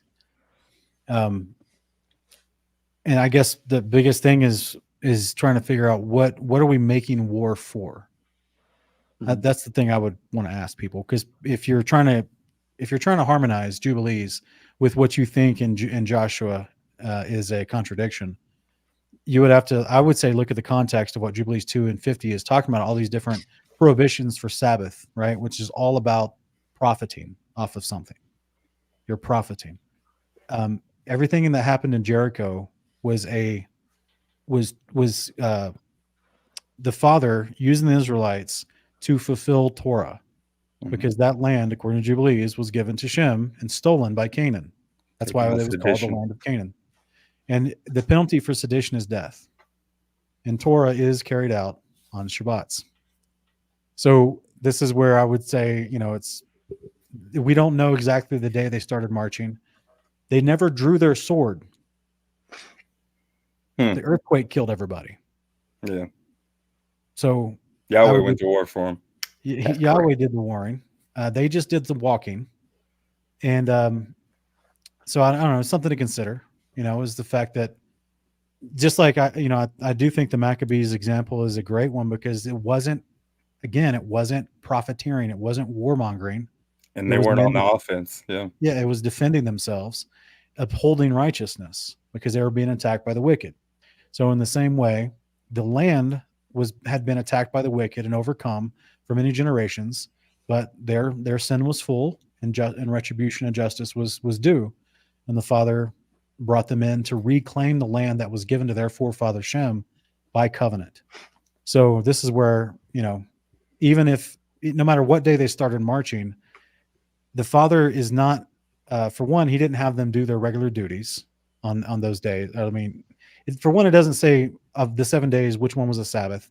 And it doesn't say how he would have had them work for profit on one of those 7 days, if I could put it like that, right? That's been a big question I've always had anyway about the encampment of the Israelites. What did they do all day long? What did they do? Did they have their own little traveling bazaars that they put up and tore down as they moved around? Like, how did they interact with each other in an economic way amongst 2 million people? Because that's a large body of trading members, right? So I don't know what they did, but the point is that there's just a lot it doesn't tell us.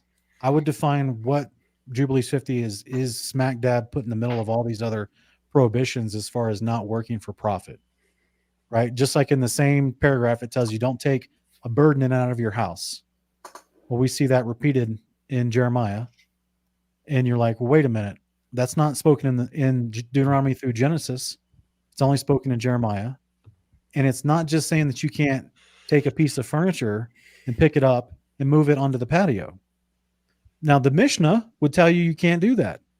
The Mishnah would argue for about 20 pages on why you can't do that, and how far you can walk, how high you can pick it up, how much it must weigh, what your clothes has to be like when you do it. But that's not the Torah. If you've never read that part of the Mishnah, Josh, it's hilarious. Yeah. But the simple command in Jubilees is don't take a burden out of your house. Well, if I took that into context of everything else it's saying, it would mean anything I'm using for my business or for profit, right? Because remember, they didn't have strip malls back then. They didn't have Amazon warehouse the way we do today, right? It wasn't like a legit business in the way, you go to a retail location and that's where the products and the exchange and the exchange of money is. No, it was usually it was on your property somewhere. That's where you had your business, so that people would come to your property and do business. So just the point is, I think we should look at the context of Jubilees 50 if that's the underlying pinning for the question. If not, I would say that the Shabbat itself, they're not actually making war for profit. They're doing righteous vengeance from Yahweh, which is the Torah prescribed penalty for sedition. So that's something I think people should keep in mind of that. I like that part in Jeremiah 17:22 that you were just referencing, is that he said, as I commanded your fathers, after talking about the carrying forth a burden in and out of your house. And that we don't find that commanded to his fathers anywhere except for Jubilees, right? Yeah.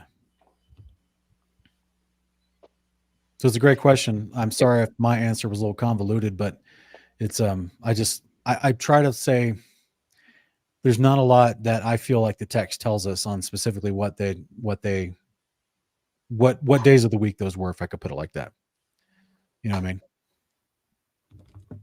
But anyone else has any other ideas?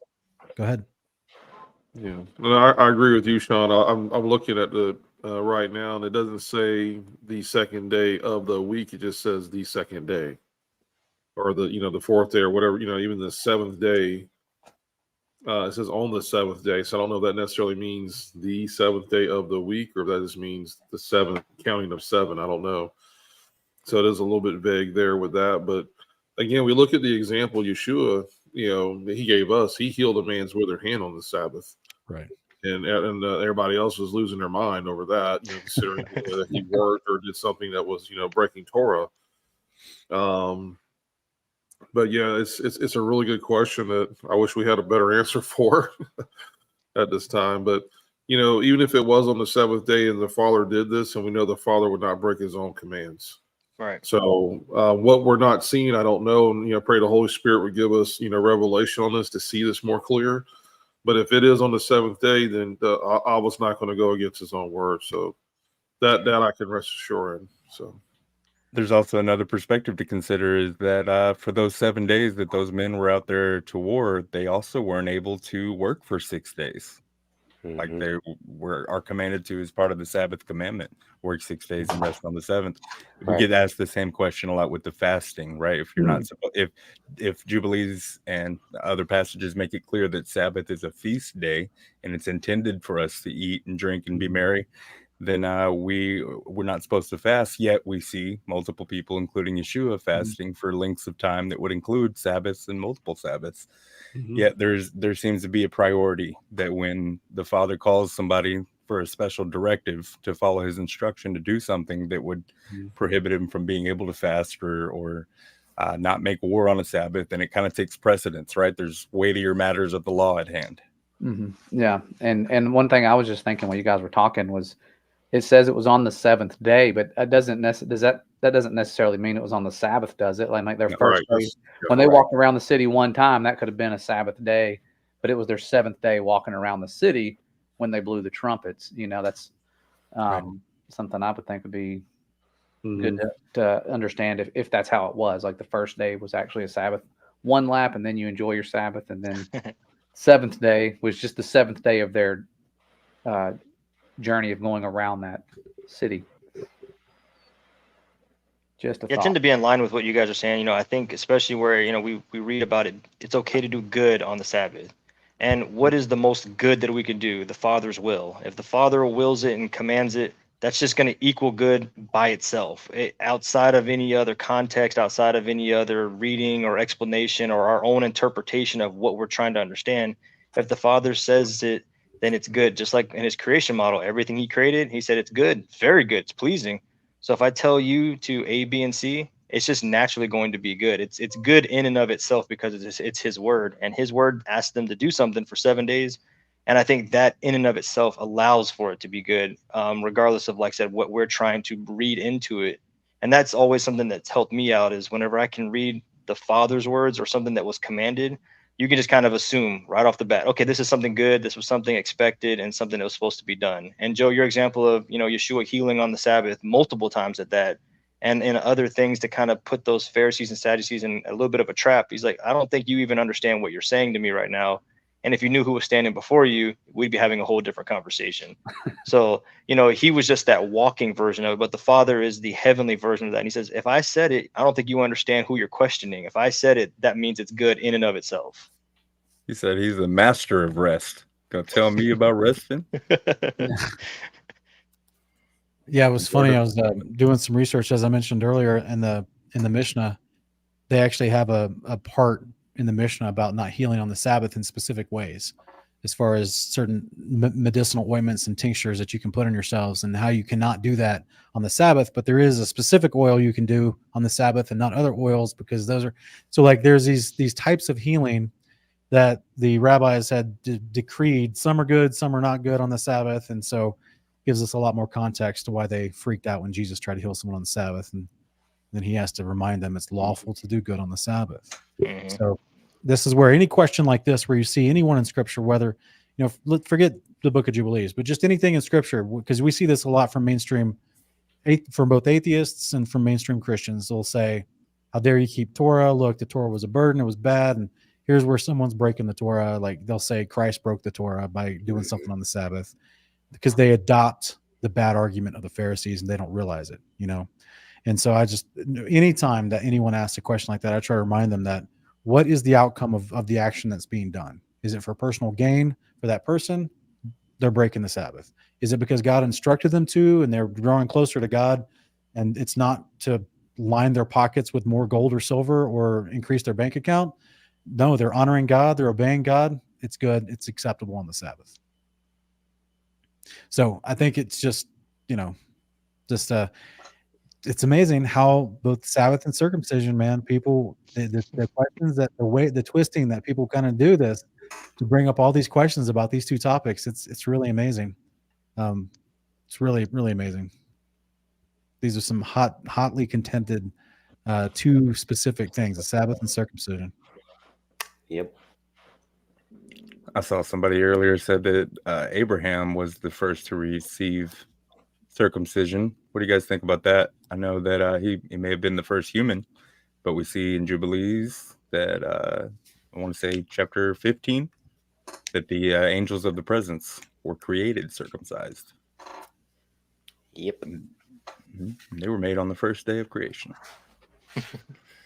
There is one old tradition. It's not scriptural, but it has been believed for thousands of years that Noah was born circumcised. Right. So there again, there's no direct scripture that says that, but I would say Abraham was the first one first man on the earth, according to the scriptural text. But from that point on, it was a command, right, for Abraham's descendants and those born in his house, even that weren't his blood descendants. So circumcision is a commandment. Very hot button, though, like Brother Sean said. Yeah. Yeah, because we had a question earlier. It's too far up. I can't get to it. But there was a question earlier about circumcision for a child. So if you miss the 8th day commandment and you've come into Torah, your child's 2 or 3 years old, or they're 8 years old, do you circumcise them, or do you wait till they're an adult and let them make that decision themselves? What say you guys? That's a better tough. late than never, but Yeah. no, I don't think just because you missed the 8th day means now you're out of you missed the window. You got to wait till they're adult. I don't think that's necessarily the case. Yeah, I mean, part of our judgment is based on the Torah that we know, right? So, obviously, if you didn't know, you didn't know, So, yeah, I'd say I would lean towards the idea that, sure, go ahead and knock it out. Ishmael was circumcised when he was 13. So that might lend credence to what the brothers are saying. Yeah. So, you may want to use some anesthetic if your son's 13 years old. But that's why it's so good if we teach the commandments.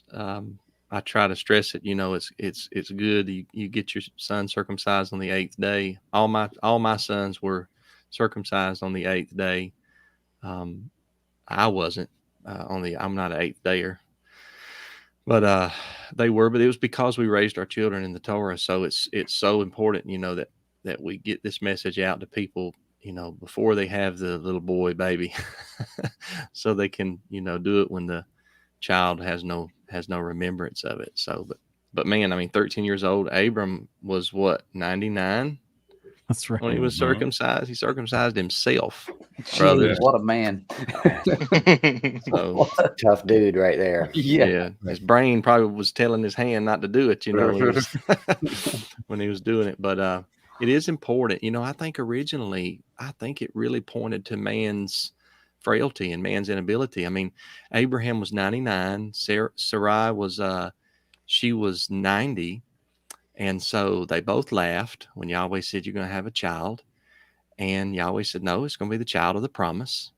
Galatians, I think talks about this as well with Isaac, child of the promise, meaning he came about through supernatural means. And Yahweh basically is telling him in Genesis 17, I want to show you this is not of your own doing. I'm going to make you cut part of your male member off. So it originally was a sign of, a child of the promise, supernatural. And the Pharisees had turned it into, hey, look at me, boasting myself because I did this outward act. But originally it was a sign of man's inability and the supernatural ability of Yahweh. So. Yeah, and speaking of, older and, not on the 8th day, we'll see Abraham, like you guys mentioned, with all his servants and everyone who was with him. So it wasn't just, the 2 or 3 guys and, behind the shed. It was everybody who wanted to be in covenant starting today. We got to go make this happen. And we'll see the same thing with Moses and his sons. They weren't babies anymore. So it's almost like when and we're supposed to handle that business appropriately. And, so I understand the question, though, the frailty of it and the intimacy of kind of that, what you're doing and why you're doing it and the purpose behind it. But if it's something that we want to walk out that walk of salvation in the most appropriate way possible and in the way the scripture commands, it doesn't say, well, if you missed it, then here's your second. Like Passover, there was a second Passover. There's not a second circumcision. It's just do it.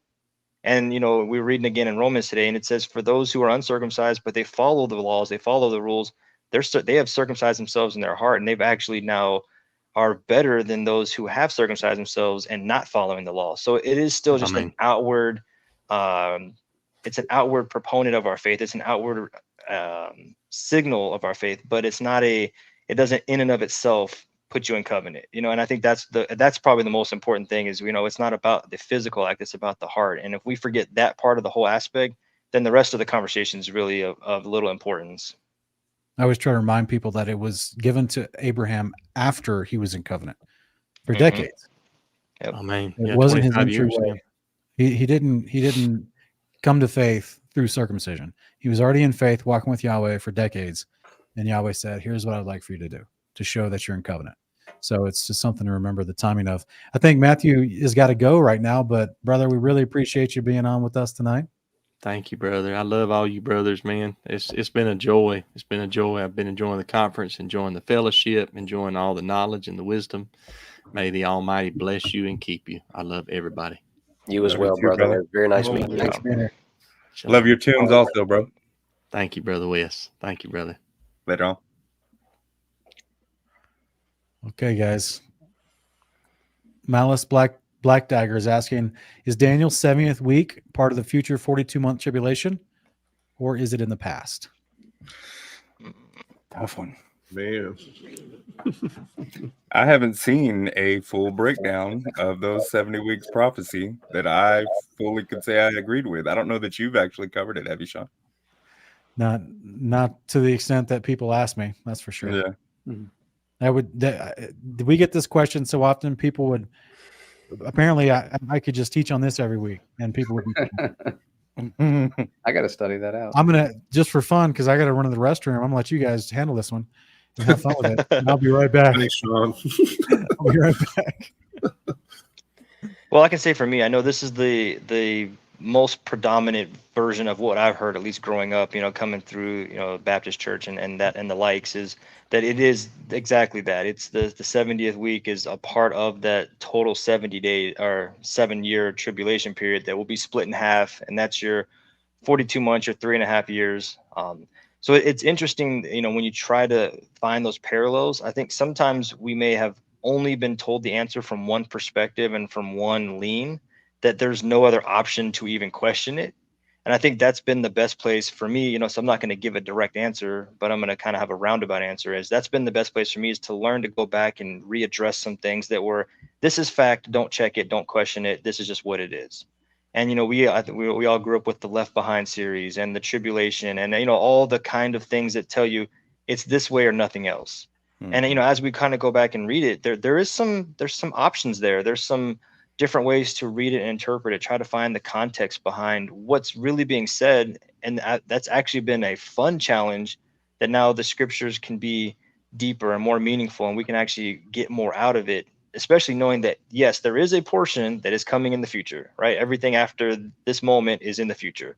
So not everything in the Bible is done, But now when we try to go back and find those parallels, are they also in the future? That's the part where we get to try to, really dig in and audit and say, go line by line, precept by precept, and try to figure that out. So, has there only been one answer for the most part? Yes. Is it okay to question it? Also, yes. Very true. Yeah, I've seen some compelling arguments saying that, okay, if the first 69 weeks were fulfilled, especially like around the time of Messiah, then how is it that the 70th week could be called the 70th week if it doesn't immediately follow the 69th? Right.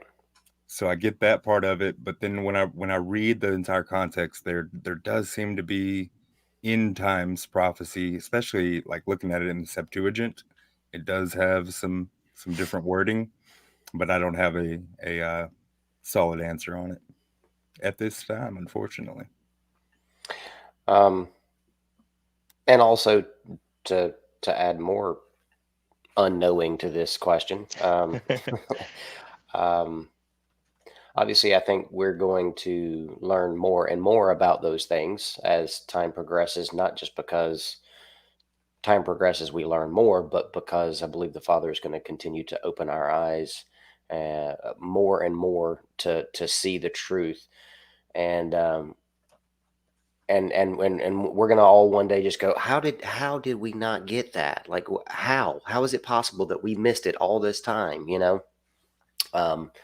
So I think there's an aspect of that. The other thing that I would say is, when studying out some of the quote unquote extra biblical books, we've seen a lot of stuff that correlates to this. I mean, right now we're studying out the Testament of the 12 Patriarchs, and in the Testament of Levi, there's aspects of that can lead you down the trail of getting a little bit more info, or at least create more curiosity or questions on the 70th week aspect. So I'm not 100%, but yeah, we'll definitely at some point we're going to know for sure, and we're going to wonder how in the world we missed it all along.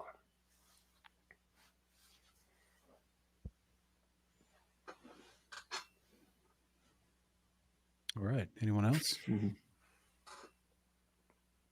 No, I mean, it reminds me of the 10-week prophecy in Enoch, how they do it in weeks, and how they make these things almost mysterious. And then when you actually, look at it kind of with current understandings, the way things are coming out, it'll make more sense. And so I need to dive back into that, because it seems like the way time is measured and from Genesis on was totally different than what people, I mean, I guess a lot of people have seen it that way, but yeah, I'd like to look at it again. My wife studied it. I wish she was here, because she would always talk to me about it. And back when she was looking into that, I was looking into something else, and I was like, yeah, that's great. Yeah, she was telling me, like, it doesn't make sense with the modern day understanding of it, but I'm pretty sure she has some insight on that. I really wish I could remember what it was now. I do like that you mentioned First Enoch, because it does do what you said. It breaks pieces of time into weeks, and those pieces of time are not always the same amount of time. And so that's something to keep in mind. Just like we see the concept of a week of years is different from First Enoch's use of the idea of the first week, the second week. So Jubilees uses something like a week of years, which is a terminology I think we also see in Daniel, don't we? And so this is interesting that, to me, just like in Baruch, it shows the spans of time, the 12 parts of the end. And those are not the exact amount of, each part is not the exact amount of years. And so it's just like the Apocalypse of Abraham talks about, this segmenting these times in different blocks of 100 years. And so different prophetic books will reveal prophecy in different little bits of time. I don't know if I'm saying that right, little block segments of time. And those block segments of time are not always the same. This is why we just have to look for the context. And that's where I feel that's what we're seeing with the whole 70-week thing, right? Where they're not always the same amount of time. I don't know if I agree with mainstream interpretation, and most Christians talk about how, it was 69th and a half week, and then now we're going to be stepping into this another week and in the end times. And I don't know. I'm still studying out myself in some regards, but to me, it's not a make or break on any eschatology, because there's so many other prophets who speak on the first coming of Christ, the end of the temple, as well as the second coming of Christ, and all the events surrounding that. So no matter what we conclude or what we interpret or reinterpret from Daniel chapter 9, 24 through 27, I don't think it's not going to conflict or take away from the wealth of things that Daniel says about the coming of the Lord. Just and hear me out. And I want to say this with as much sensitivity as possible, because I'm not dismissing the question. Obviously, it's for some reason this particular verse or passage has been like continually shoved to the forefront of conversation in every church all the time. But no one will talk about Isaiah 63 or Isaiah 66 or Zechariah 14, or no one will talk about these other like very, very clear descriptors of when Christ returns and the kingdom being established on the earth. And like, so I just would, lovingly encourage everybody. There are some difficult prophecies in the Bible that aren't always, people don't agree on how to interpret them. But there's some very clear prophecies that I think that no one's talking about because they're so busy arguing about the difficult ones. And to me, it's like, I got 100 clear ones and 1 or 2 difficult ones. I'm going to focus on the 100 clear ones because I get a very coherent, clear story out of this for eschatology and the coming of the kingdom that I can share with people, versus my specific interpretive idea of, because what I've seen is a lot of preachers, while trying to figure out this particular 70th week, start reinterpreting other things to make a theory, other things that are clearly explained. And this is where I think, I just want to encourage people, if you're trying to study end times prophecy, in all you're doing is focusing on the controversial passage and you're missing the other 100 clear to understand passages, then you've missed the boat entirely.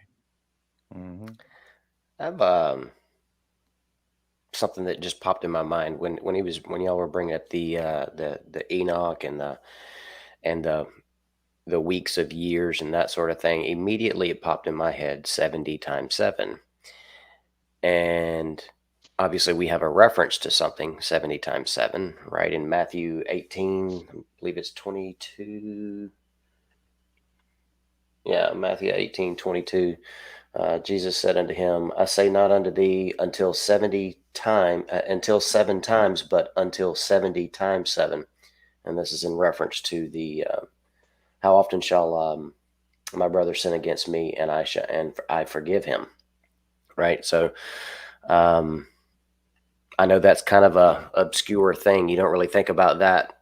You don't really connect those two things, but is there some kind of connection that maybe we're missing? Say that again for the calculation of 70 times 7. Are you talking about the one mentioned in Jeremiah or by Christ? Christ. About forgiving people? Yeah. It's in Matthew 18, 20, 21, 22, that sort of thing. And Kyle, you're asking because the number 70 is used in the week's prophecy in Daniel. You're asking if there's a correlation. Yeah, I mean, I don't know why that popped in my head, but when I thought about the weeks of years, and then there's 70 weeks. So if it's 70 weeks of years, it's 70 times 7. I don't know. I'm just mental gymnastics. That's all. Just, Could be, brother. You got to stretch to do those gymnastics, right? So yeah. Well, with Enoch's prophecy, the 10-week one, when you line it up, in 7 days in a week times 10, you get the 7,000 year period pops up. And when you look at where everything is on the timeline, where everything happened, it talks about everything. Abraham, even Enoch, when he was here, all the dates match up perfectly with the timeline. At least with Enoch's 10-week prophecy. So I've got that laid out, and it seems to make sense the most that way. Isn't it amazing how much Enoch prophesied that is can be edifying versus what we don't have left of Enoch? Mm-hmm. Right. You know, like what else was there? Yeah, what else was he You saying? know, Testament of Levi talks about, oh, I read this in the book of Enoch, my father, and you're like, wait, you just mentioned one thing that we don't see in the current book of Enoch. Where'd you get all the rest of it? Like Jubilees 21, you know, it literally is, this is, you know, Abraham read the books of his fathers to learn these sacrifices. Where do you see that in what we have left of Enoch? You know what I mean? I'm like, how big were the writings of Enoch? You know, and or they just destroyed over time, different wars, conquests, or I mean, is this what the Vatican has? The good old Vatican basement? Yeah. Or could this be left to be discovered? I mean, they're still digging at Qumran. Yeah, that's what I was wondering. I'm wondering what their progress is and how much would it be public, or would we even hear of it if they found something like that? Like, because what's worse is a private collector could be having, you know, fragments of it right now, and we don't know. Yeah, and he doesn't even know. Like, he's sitting there staring at Enoch teaching sacrifices, and he's like, "What's all this about?" He doesn't even know. Like, he's just, But look at it behind a glass case. It's amazing. Very well could be. I kind of think that the two witnesses are going to be probably opening our eyes to some of those things as well. Things that even us in the Torah community are going to be like, what? Didn't know that, you know, thinking we got it all figured out. Like how Ezra was commissioned to sit with the angel and 4 of his buddies, and they sat and rewrote all the books that had been burned. You know, there could be something like that goes on. Maybe so. That'd be awesome. So you think the two witnesses sitting there, they get attacked, they defend themselves a crazy way, they then strike a plague on Algeria from the assassins' origin country, and then they like, got everybody's attention now? Let me tell you about the fullness of the writings of Enoch. That would be wild. Of course, I don't know. I'd be okay with it. In a practical manner, I don't even know how we're going to understand. Like, I don't know. We would have to assume somebody puts a mic up to them, because why is the world going to hate them? Are they going to have a selfie stick and be live streaming? Like, what? Because they spit hot fire. They steal. Right, they do spit hot fire. Dylon. Bars. Oh, that would be hilarious. Yahweh. Spit hot fire. No, I'm just wondering, like, how practically are we going to actually hear their words of testimony, and you know, of calls to repentance and also condemnation against the nations that try to attack them, unless someone actually puts a mic up to them somehow. It's like a double-edged sword of, like, if you're trying to foster the nations to hate these two guys because you can't kill them, well, that means the nations have to become aware of what they're saying. Then you can't make the nations aware of what they're saying unless you broadcast it. But then therein, you give them the voice they need to call people to repentance for 42 months and speak against the beast. So it's almost, it's a tricky one, guys. How that's actually going to play out is a very tricky one. It's a good thing we serve an amazing God that can make all that happen. Right. Yeah. Yeah, he can put it in the minds of whomever controls broadcasting out of Israel to be like, oh, hey, we need to show everyone how crazy these people are, so we can have justification to kill them. So we need to broadcast them, put a mic on them, put a boom mic over them, you know, and then before you know it, it's like mass revival all over the place. Right. This backfired badly. And now we can't get in there to remove the mic. Guys, did you have any final questions here before we end it off? Thank you so much, everyone in the live chat, for all your questions. I don't want to keep these brothers too much longer tonight. I want to just have a big thank you for joining me for this panel tonight, and for the conference as a whole. And if you have any questions about each other's presentations, or just for each other or for me, you know, let me know. Now's the time.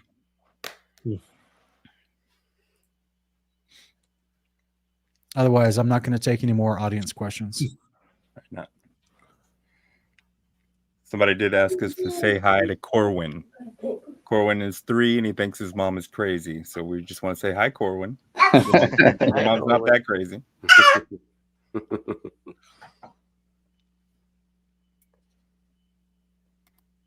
Sean, is Days of Noah ready? Tomorrow we're premiering Days of Noah. What time? Battle of Nod. It's at 6.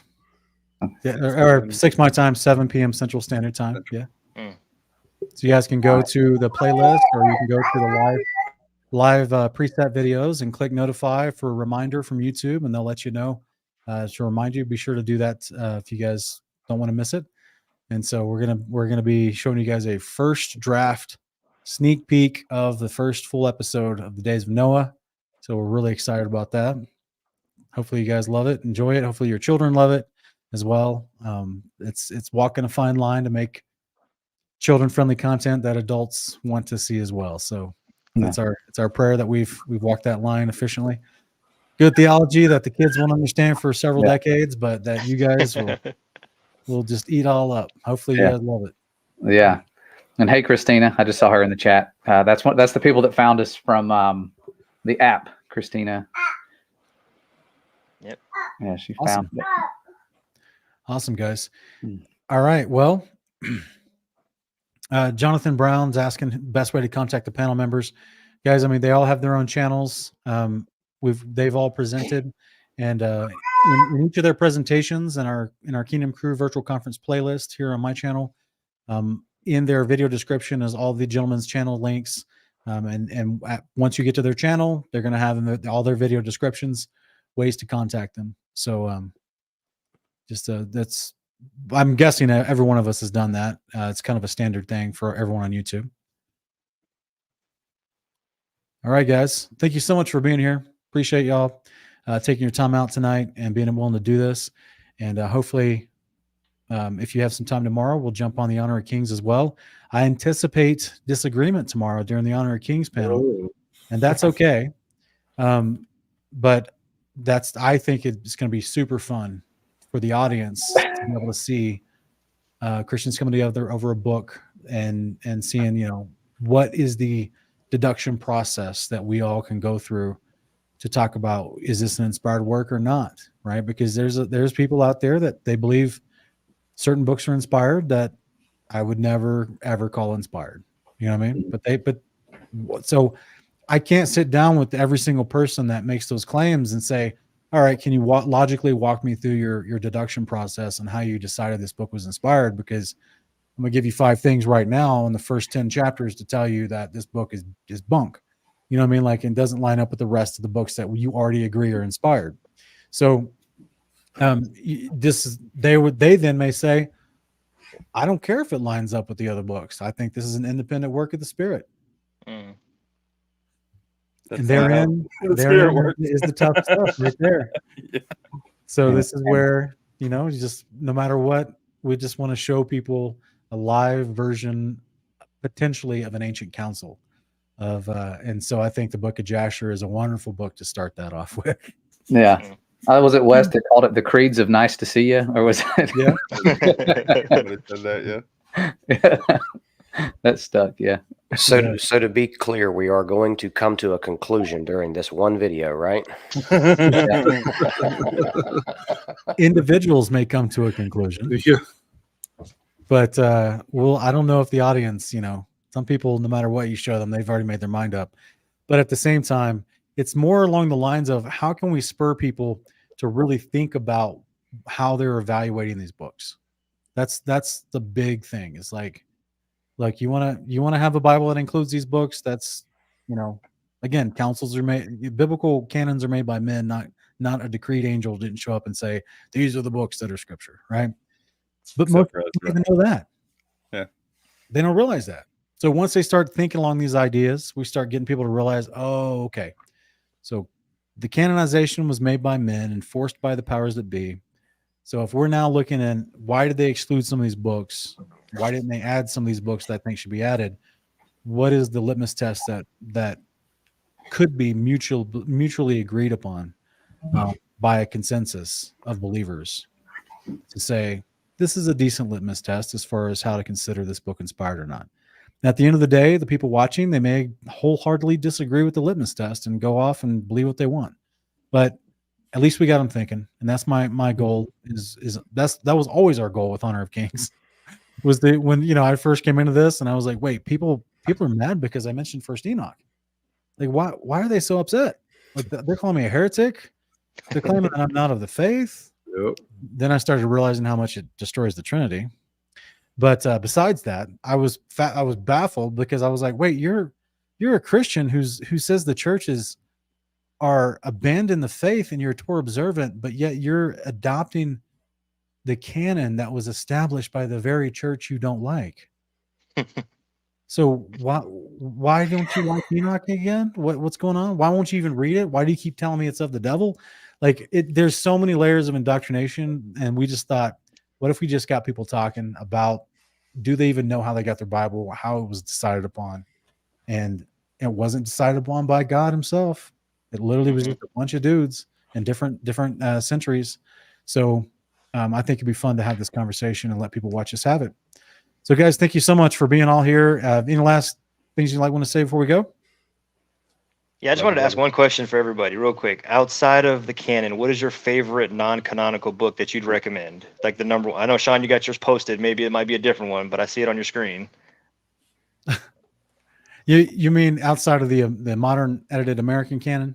That one, yes. Okay. Oh man. Ooh. You only get one. Yeah. Yeah, and I don't even view the Testament of 12 Patriarchs as one. I view it as like a collection. So I view them individually as one. Man. It's such a tough choice, guys, because there's some good stuff. I'm in the Testaments, man. There's some really good stuff in there.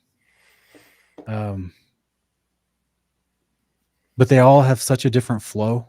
That's the troubling part. Like they're different individually as they are. Jubilees is great because it has so many different things that help clear up. It reveals Judaism's edit of the Old Testament. So right. Jubilees is like a death knell to first century Judaism's attempt to hide Yeshua. But at the same time, man, First Enoch is like all about the second coming, and it's like, and emphatic. I don't know. It's hard to say, man. It's really hard to say. I'm going to leave it. I'm going to leave it as a non-answer. Sorry. Boo. Those three are the vital necessary. I feel like Jubilees, Enoch, and Testament of the 12 Patriarchs. But yeah, it's extremely difficult to pick one.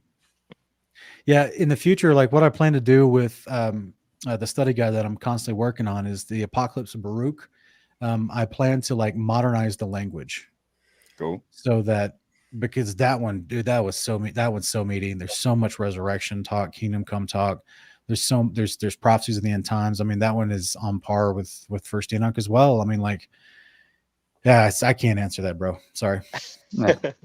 Well, they're also amazing in their own individual ways, right? The different aspects of it, like Sirach or Ecclesiasticus. What an amazing book for wisdom, sure. Right? Like, oh my goodness.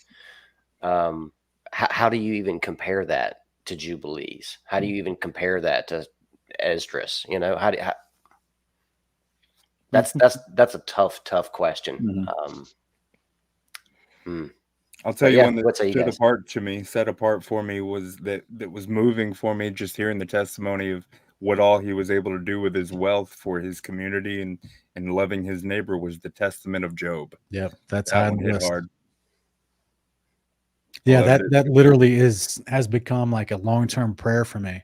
That I can mimic what the Testament of Job says that Job was doing with his life to help the poor. Like, I'm like, Father, I got all these ideas. I'm somewhere in motion, and if you ever decide to bring me wealth as a result of that, like, that's what I want to do. You know what I mean? I want to feed people on mass scale, no money, no commitment. That's what I want to do. It's amazing. And it helps make sense of a couple questions that you were left with the modern American canon of Job, with the version they have in there. Yeah. Yeah, it's fun. And what's crazier is that we don't even, the way the ancient Hebrews used to call a book, like they would, the Epistle of Jeremiah and Ecclesiasticus, I think, were one. They used to call that one back in the day, or they call it a part of not Ecclesiasticus, Ecclesiastes and the Epistle of Jeremiah. Really? Some of the rabbis would just add them with Jeremiah, and so like they would call that one as opposed to three. So the point is, they're like the counting is never consistent. because they just decided arbitrarily, oh, we're going to make this Bell and the Dragon and rip it right out of Daniel chapter 3. Like, oh, you made a new book suddenly. Like, what? But I clearly read the Bell and the Dragon and I see it's a snippet out of context of the larger work. You know what I mean? So like, why did they do that and then suddenly add that to a book count? Well, this is what I feel like some ancient historians try to talk about, as far as like, oh, well, the ancient rabbis were obsessed with Kabbalah and numerology was a big deal. And they wanted to have a specific number of 22 books, and how they forced other books and they, you know, melded books together to get to that 22 number and left other books out. That was what mattered to them more than the actual content of the books, you know? And that, you know, again, they're based off superstition and not off inspiration. So yeah, there's just, to me, it's like, all that is just nonsense distractions.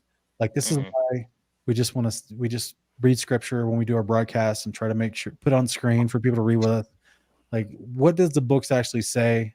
Not just what some dude in this weird robe and a weird hat 1800 years ago, what he said about these, you know, like, oh, that's not a good book, or oh, that's a less important, less weighty book than all this over here. It's like, according to who?